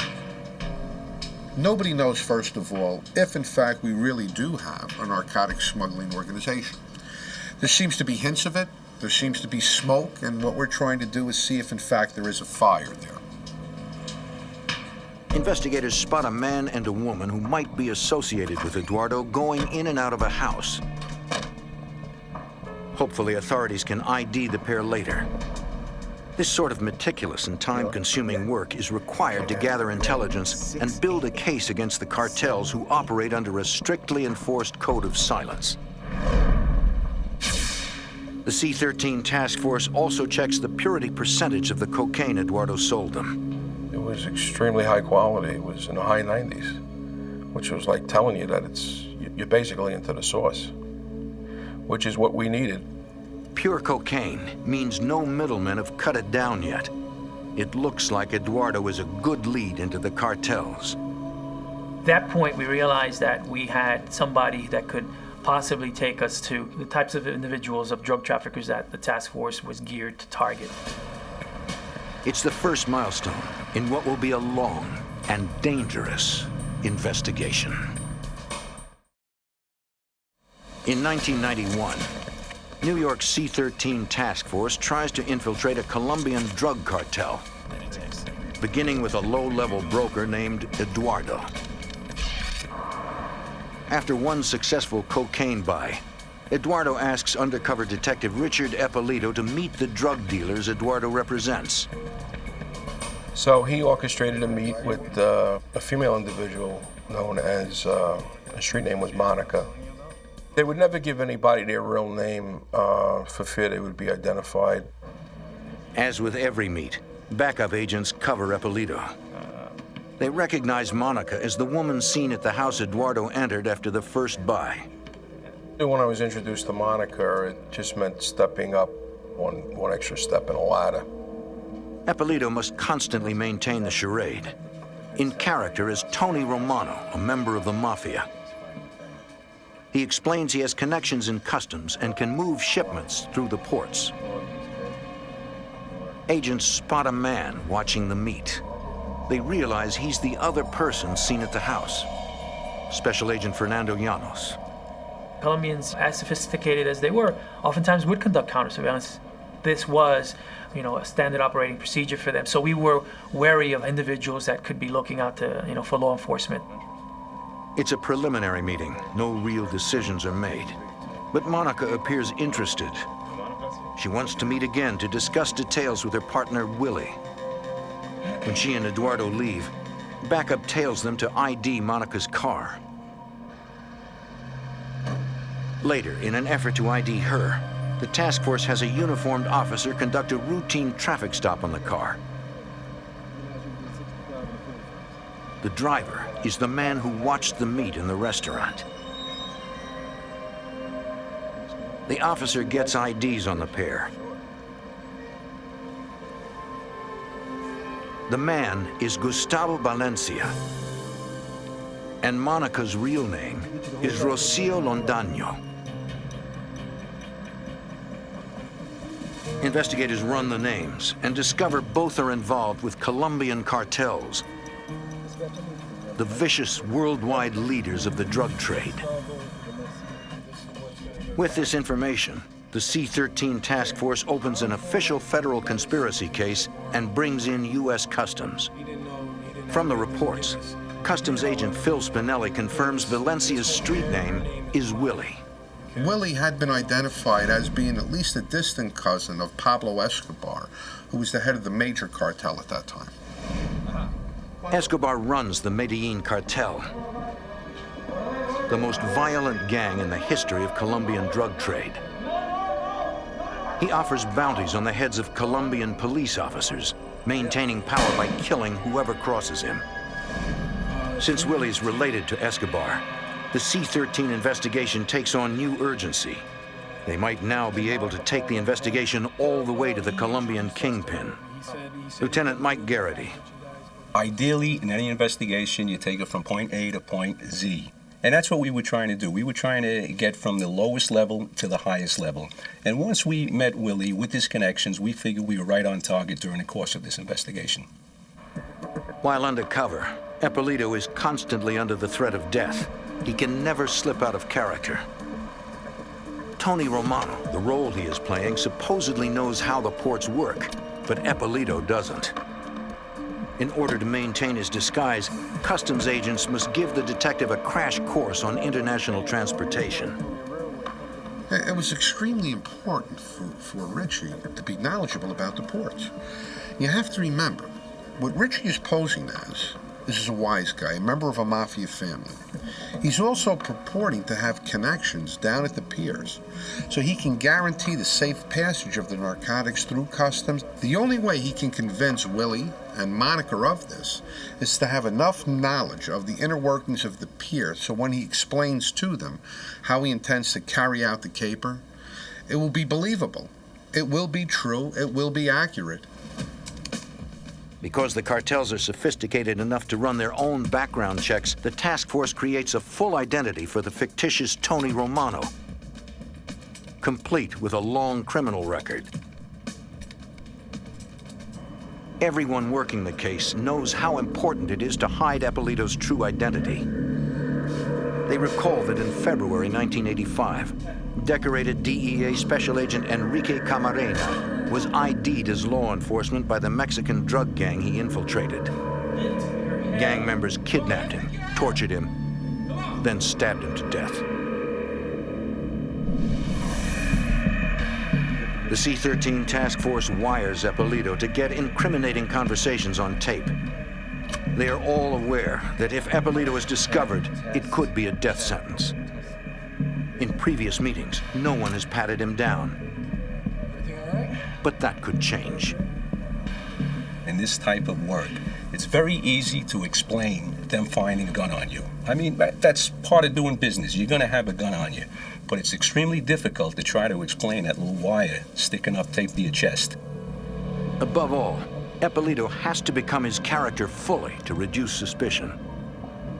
And I had to dress like the wise guys. I had to talk like the wise guys. I had to have a flashy car. I had to have the jewelry. Soon Eppolito meets Willie. As he moves up the organization ladder, the criminals become more savvy. It gets tougher to fool them. We're talking about people doing a substantial period of time in jail if caught. Therefore, everybody has a sixth sense. Their very existence depends on whether or not they have a sixth sense or an antenna that goes up. And they're there to question Richie. They're there to make some determination. Is he somebody who is reliable, dependable, and can they do business with him? There they are. The task force listens in and covers Eppolito. And they're basically your buddies, too. They don't want to see you get hurt. So it's a good feeling knowing that there are guys there to back you up. The task force slowly makes its way toward the heart of the cartel, knowing that at any moment, a single mistake could be deadly. Undercover detective Richard Eppolito, posing as a mafioso named Tony Romano, meets with Colombian drug cartel members. He's backed up by other members of the C-13 task force, some of whom act as mafia bodyguards. Eppolito tells suspects Monica and Willie that if they can get the cocaine to the New York docks, he can move it past customs into his secure warehouse for distribution. I knew you would get into something. Customs agent Phil Spinelli. That was very appealing to the Colombians because they need somebody to pick up these containers full of narcotics at the piers. After the meeting, undercover agents follow the suspects. They note an interesting aspect of Colombian drug traffickers, according to Supervisory Special Agent Fernando Llanos. They took a low-key approach. Colombians did not drive around in Mercedes-Benzes and Porsches and flashy, expensive vehicles. They didn't dress particularly in an expensive way. They didn't particularly wear expensive jewelry, a lot of gold and so forth. They made every effort to remain low-key, and we saw that with Monica and Willie. From additional sources, investigators developed more intelligence on the couple. It was believed that they had loads in the past entrusted to them that had been lost, and therefore they lost favor, they lost money, and they were obligated to the cartels. When Willie and Monica lost the drugs, the cartels made one thing very clear: make good on the debt or die. That pressure should help move the task force's case forward. Of course, the people that are indebted to the cartel are looking to get out of debt with the cartel and are willing to take more chances to hopefully make a bigger score to be able to get even. Through Monica and Willie, investigators expand the investigation and pierce the cartel's secret world, according to Detective Eppolito. One of the goals was to establish enough probable cause to get court-ordered wiretaps to further enhance the case, gather intelligence, basically know what the bad guy's going to do before they actually do it. Because the couple discussed drug trafficking with Eppolito, investigators have no trouble getting warrants to tap their phones. The task force uses the taps to determine if the cartel believes Eppolito is who he says he is. They felt free talking on the phones. They would discuss a lot of their arrangements, what they had in mind, what they wanted to do, the big mafioso that they met. On tape, Monica and Willie tell their cartel contacts that Tony Romano is a safe bet. We could listen to their calls they were making to Colombia, discussing the meeting they just had with him, and we were able to gather insight that you would not be able to gather otherwise into what their thinking was. The cartel has taken the bait and is ready for the next step. They send another higher associate to meet with the mafioso. There's also a female that came into the picture named Magola. She was very attractive, Colombian national. She was the niece of a notorious drug dealer out there who they used to refer to as Ivan the Terrible. He was responsible for the deaths of approximately 19 national police officers. The task force knows Ivan the Terrible specializes in killing cops. Usually in a torture chamber he had built at his compound in Bogota, Colombia.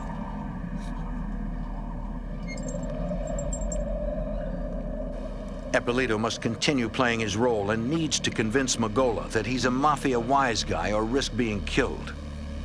And he's the perfect cop to do it. He grew up with some, quote, mob people. He knew how they acted. He had the looks. He knew the way to act. He knew the way to dress. And you give Richie a little bit of leeway. You give him a script and he could play the role to a T, and he was absolutely excellent in playing his role. Eppolito notices one of Magola's associates has a gun and must decide whether to call for help from backup.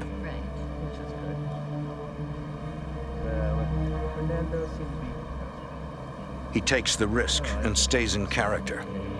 He doesn't want to blow the case. Backup knows what to do if anyone gets suspicious of them. Is that possibly somebody is making us? What we would do is probably step a little bit further back from the set.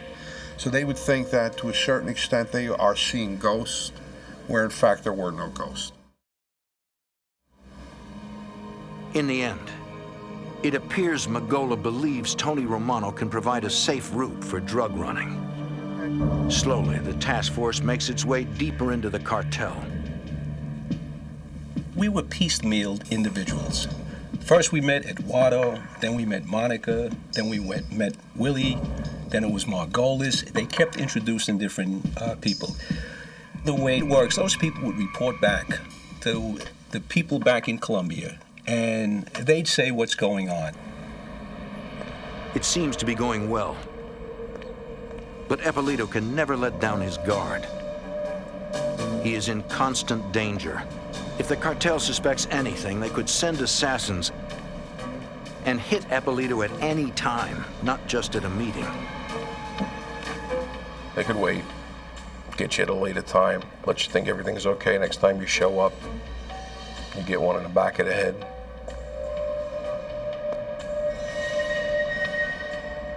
I feel very uppity, very alert. It's just natural adrenaline, I guess, that kicks in. There's a bit of excitement involved. It's challenging, it's dangerous. Any mistake could mean another murder of a dedicated law enforcement officer. New York investigators try to infiltrate Pablo Escobar's Medellin drug cartel and dismantle it. As the case builds, the C-13 task force puts more resources into it, including an office for undercover detective Richard Eppolito's mafia character. We also had an undercover office in Floral Park, Queens. And it was wired for both video and audio to document meets and gather evidence. It's the best place for monitored meetings, according to Lieutenant Mike Garrity. We were able to bring the people there.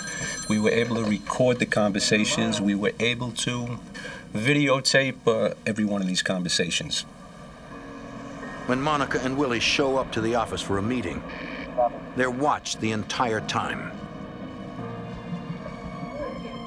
FBI Special Agent Mary Setzer acts as Eppolito's receptionist. We met in the office approximately 2 or 3 times a month. My responsibilities were to answer the door when the subjects arrived, announce them to the undercover, and then usher them into the office. She's there for protection, but she's also part of the act. Richie frequently tried to ease the tension by making fake phone calls to me from the office during his meetings.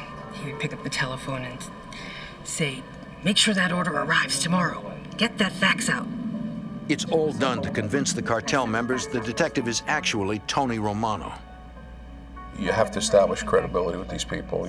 If you say who you are somebody, you have to show them, you have to prove it. So we set up this operation to bring them there and put them at ease. Plus it served as a meeting place. It was out of the view of the public. They felt secure, they felt safe. It's a slow process as the task force orchestrates a complex fraud against wary adversaries. Supervisory Special Agent Fernando Llanos. These were savvy people, these were people that were involved in drug trafficking for many years in Colombia and elsewhere outside of Colombia in furtherance of the cartel's major worldwide distribution effort. Throughout the whole investigation, we were always concerned that there would be a slip up, that something inappropriate would be said, or perhaps that surveillances would be made that would give the whole thing up. If the cartel ever suspects anything, they would likely kill Eppolito and his informant. On rare days off, Eppolito needs a reason he can't meet Monica and Willie.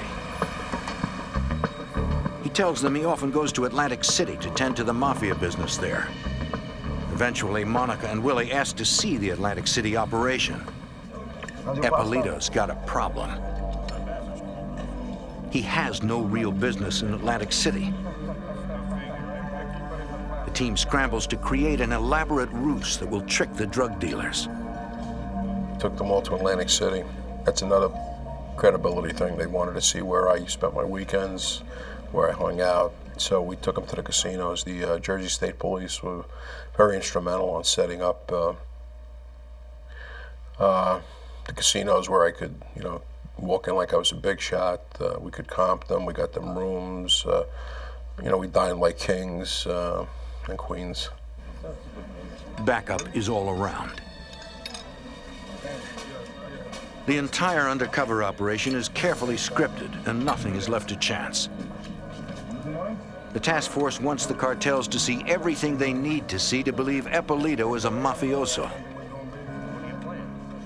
They even send in an undercover officer to act as a mafia captain and ask the informant for a meeting with Ippolito.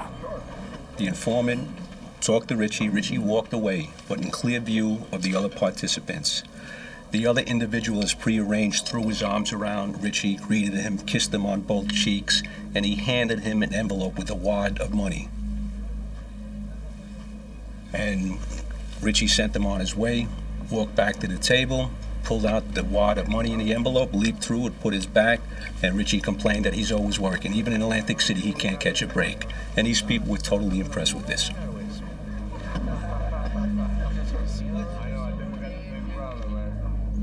But the cartel needs more convincing. They send an interrogator to meet with Ippolito. His street name is Sammy, and he specializes in finding undercover cops. Sammy was somebody, he was a wild card that was introduced to the investigation. He was, you know, an enforcer, somebody that apparently, you know, was capable of, you know, determining whether somebody was, you know, a law enforcement officer, obviously. The room is fully wired, and agents watch from an office in the hotel. In touch with backup stationed near the room. They must protect Ippolito, but they can't move too soon. You have to make a decision basically in a split second. And if you make the wrong decision in a case like this, let's say to move in, you could blow maybe about a year's worth of investigation. Now, if you move too slow, you could lose an undercover. Sammy starts the interrogation. I didn't pat him at the door to see if he was armed or not, but you know, a lot of these guys are armed and you gotta be careful.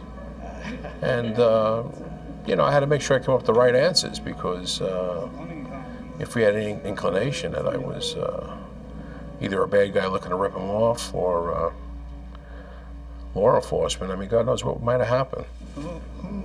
Ippolito knows backup is there, but it's still a tense situation.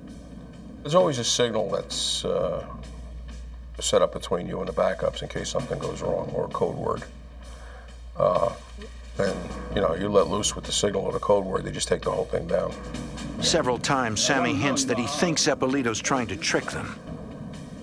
We were extremely close there. We could have got in there in a couple of seconds, but those couple of seconds could have meant life or death. So it is a gut-wrenching situation. As Sammy continues to press Ippolito, agents fear that one wrong answer could destroy the entire investigation, and Detective Ippolito would be killed.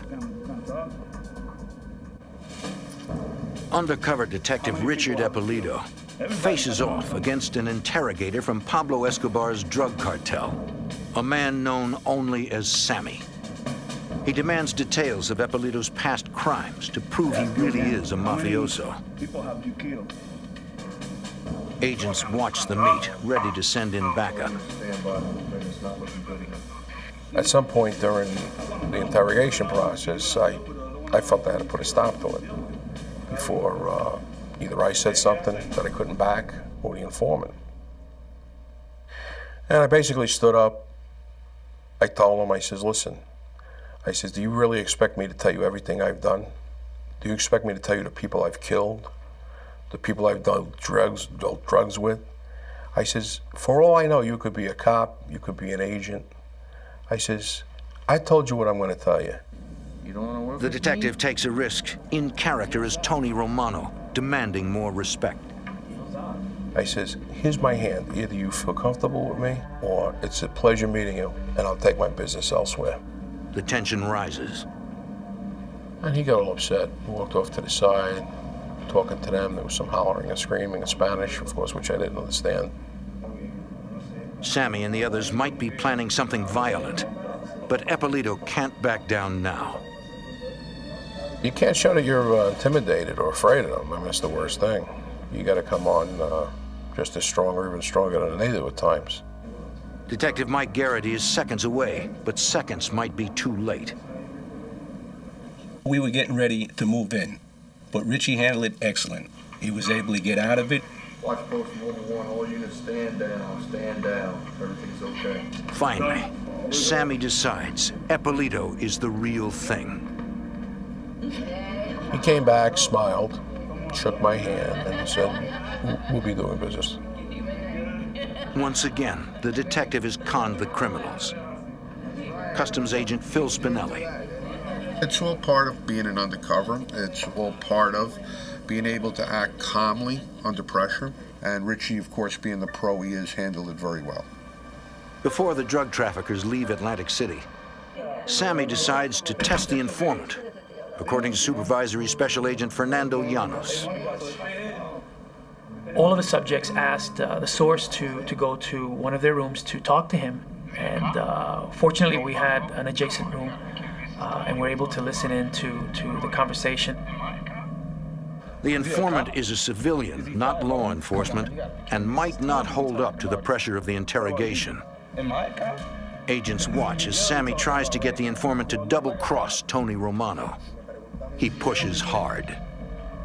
Got a little heated at times. The backup teams thought they were going to have to go crashing through the door and rescue the informant and just basically take the case down at that point. It's a big case, but not worth a man's life. You have to take calculated risks, and this was another instance where we needed to do that. You know, can we respond quickly enough? Can we get into the room if this man whips out a gun, you know, or a knife and puts it to our source's throat? The informant refuses to betray the powerful mafioso. He says his people will kill me. Quicker than that. He says I could never do anything to betray him or the family. And when he said that, they respected him. And they saw he wasn't going to betray me, so I guess they felt he had a certain amount of integrity. And he wouldn't be that much of a risk factor for them as well. And they broke open a bottle of champagne in the room, and they celebrated. And another possible crisis averted. It could have been the end of the investigation, or the end of the informant if they had decided to kill him. It seems like endless meetings, but this level of caution is how the cartels grew so powerful. You're dealing with formidable adversaries. I mean, there was a lot of negotiations before we got down to the fine movements of getting the drugs from Colombia over to here. As the investigation deepens, the next step up the ladder is Hernando Sanchez Eneo, a high-level cartel member. He suggests going beyond a single shipment and opening a new drug pipeline into the U.S., a marriage of the Colombian cartels and the American mafia. We gave them the opportunity to move a product without law enforcement interceding from the pier to one of our warehouses. So in effect, what we did, we provided one-stop shopping for this organization, and they loved it. The addition of Hernando means the C-13 task force is moving deeper into Escobar's cartel. It was a feather in our cap to get him involved in this particular thing, and more we knew we were getting closer and closer to the source. With a warrant, investigators tap Hernando's phones. To protect Eppolito, they route calls through a secure Atlantic City phone number to his New York home. During one call, Hernando asks Eppolito to come to Colombia with him to inspect a cocaine shipment. It's too dangerous for Eppolito to go. It would be like walking into the lion's den. And the task force would be unable to protect him. But if he backs out, the cartel may grow suspicious and kill him. Undercover Detective Richard Eppolito is working to bring down the powerful Medellin drug cartel. Hernando Sanchez Aneo wants him to accompany him to Colombia to inspect a cocaine shipment. The detective must get out of the trip. It's too dangerous. His team could not protect him on foreign soil. Thinking quickly, he tells Hernando he can't leave his mob business unattended and hopes he doesn't suspect anything. I mean, one of two things could happen. They could just walk away from you and never have anything to do with you again. Or depending on how far you are into their group or organization, how much you do know, your life could be at risk. Eppolito gets a break. Hernando falls for the story. The task force continues to follow the suspects to ID more associates. Investigators watch as Hernando meets with a man identified as Mauro Trujillo, a high-level cartel member who's been wanted by the DEA for narcotics trafficking and money laundering. Agents want to grab him, but they don't want to blow the current investigation, so they wait. As Eppolito gets deeper into the deadly cartel, the danger increases. There's a high risk factor. Some nights I didn't go home. If I did go home, I would have to do it in such a way where I made sure I wasn't being followed. Finally, as the new year passes, Eppolito learns the shipment is on its way. But there's a change of plans. Instead of the cocaine, Hernando says they're sending a test load. 9.5 tons of marijuana. In character as Tony Romano, the detective acts upset at the change. But it's a big load, and would be the evidence they need to bring the operation to a close.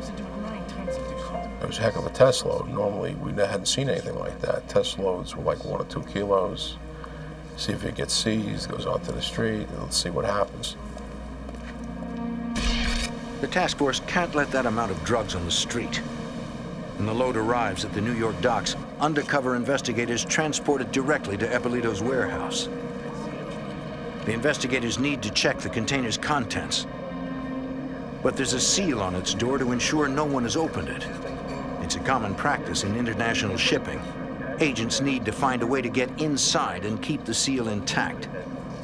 U.S. Customs Agent Phil Spinelli.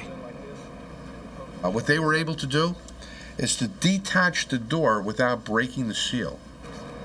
At first, it looks like a normal shipment of clothing.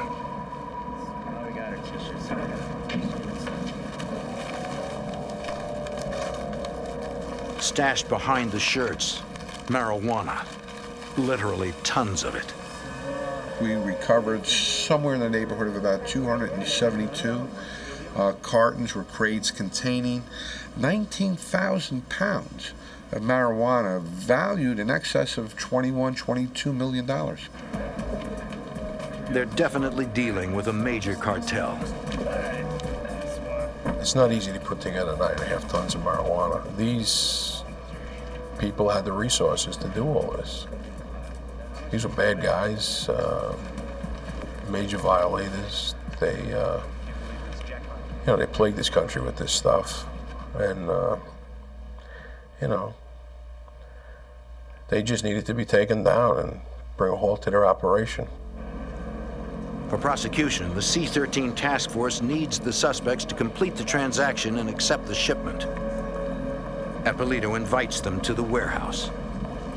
And of course there was video and surveillance equipment in place. We had one of my workers come with a big bolt cutter and cut the seal on the back of the container. And I handed them the seal. I said, here's a souvenir for you. And they could see that the load was sealed. It wasn't tampered with. It got here in one piece.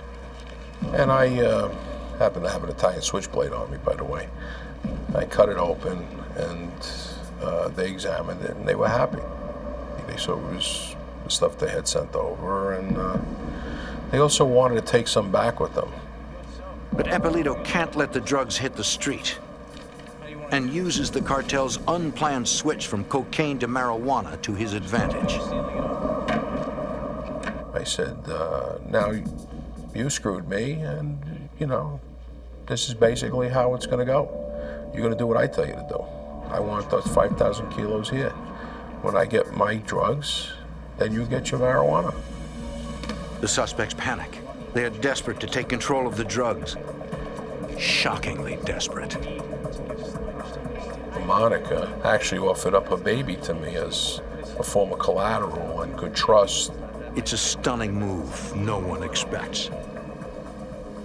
Fear comes across when you hear stories like that. And the reason being is that if she's willing, they give her child up to this unknown criminal figure.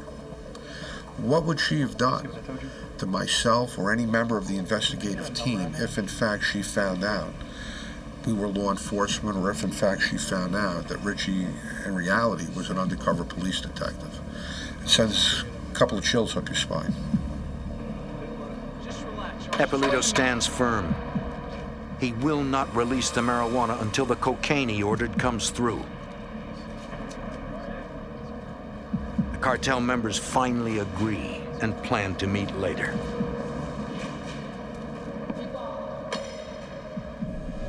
While C-13 plans arrests, Eppolito faces increased pressure from angry cartel members.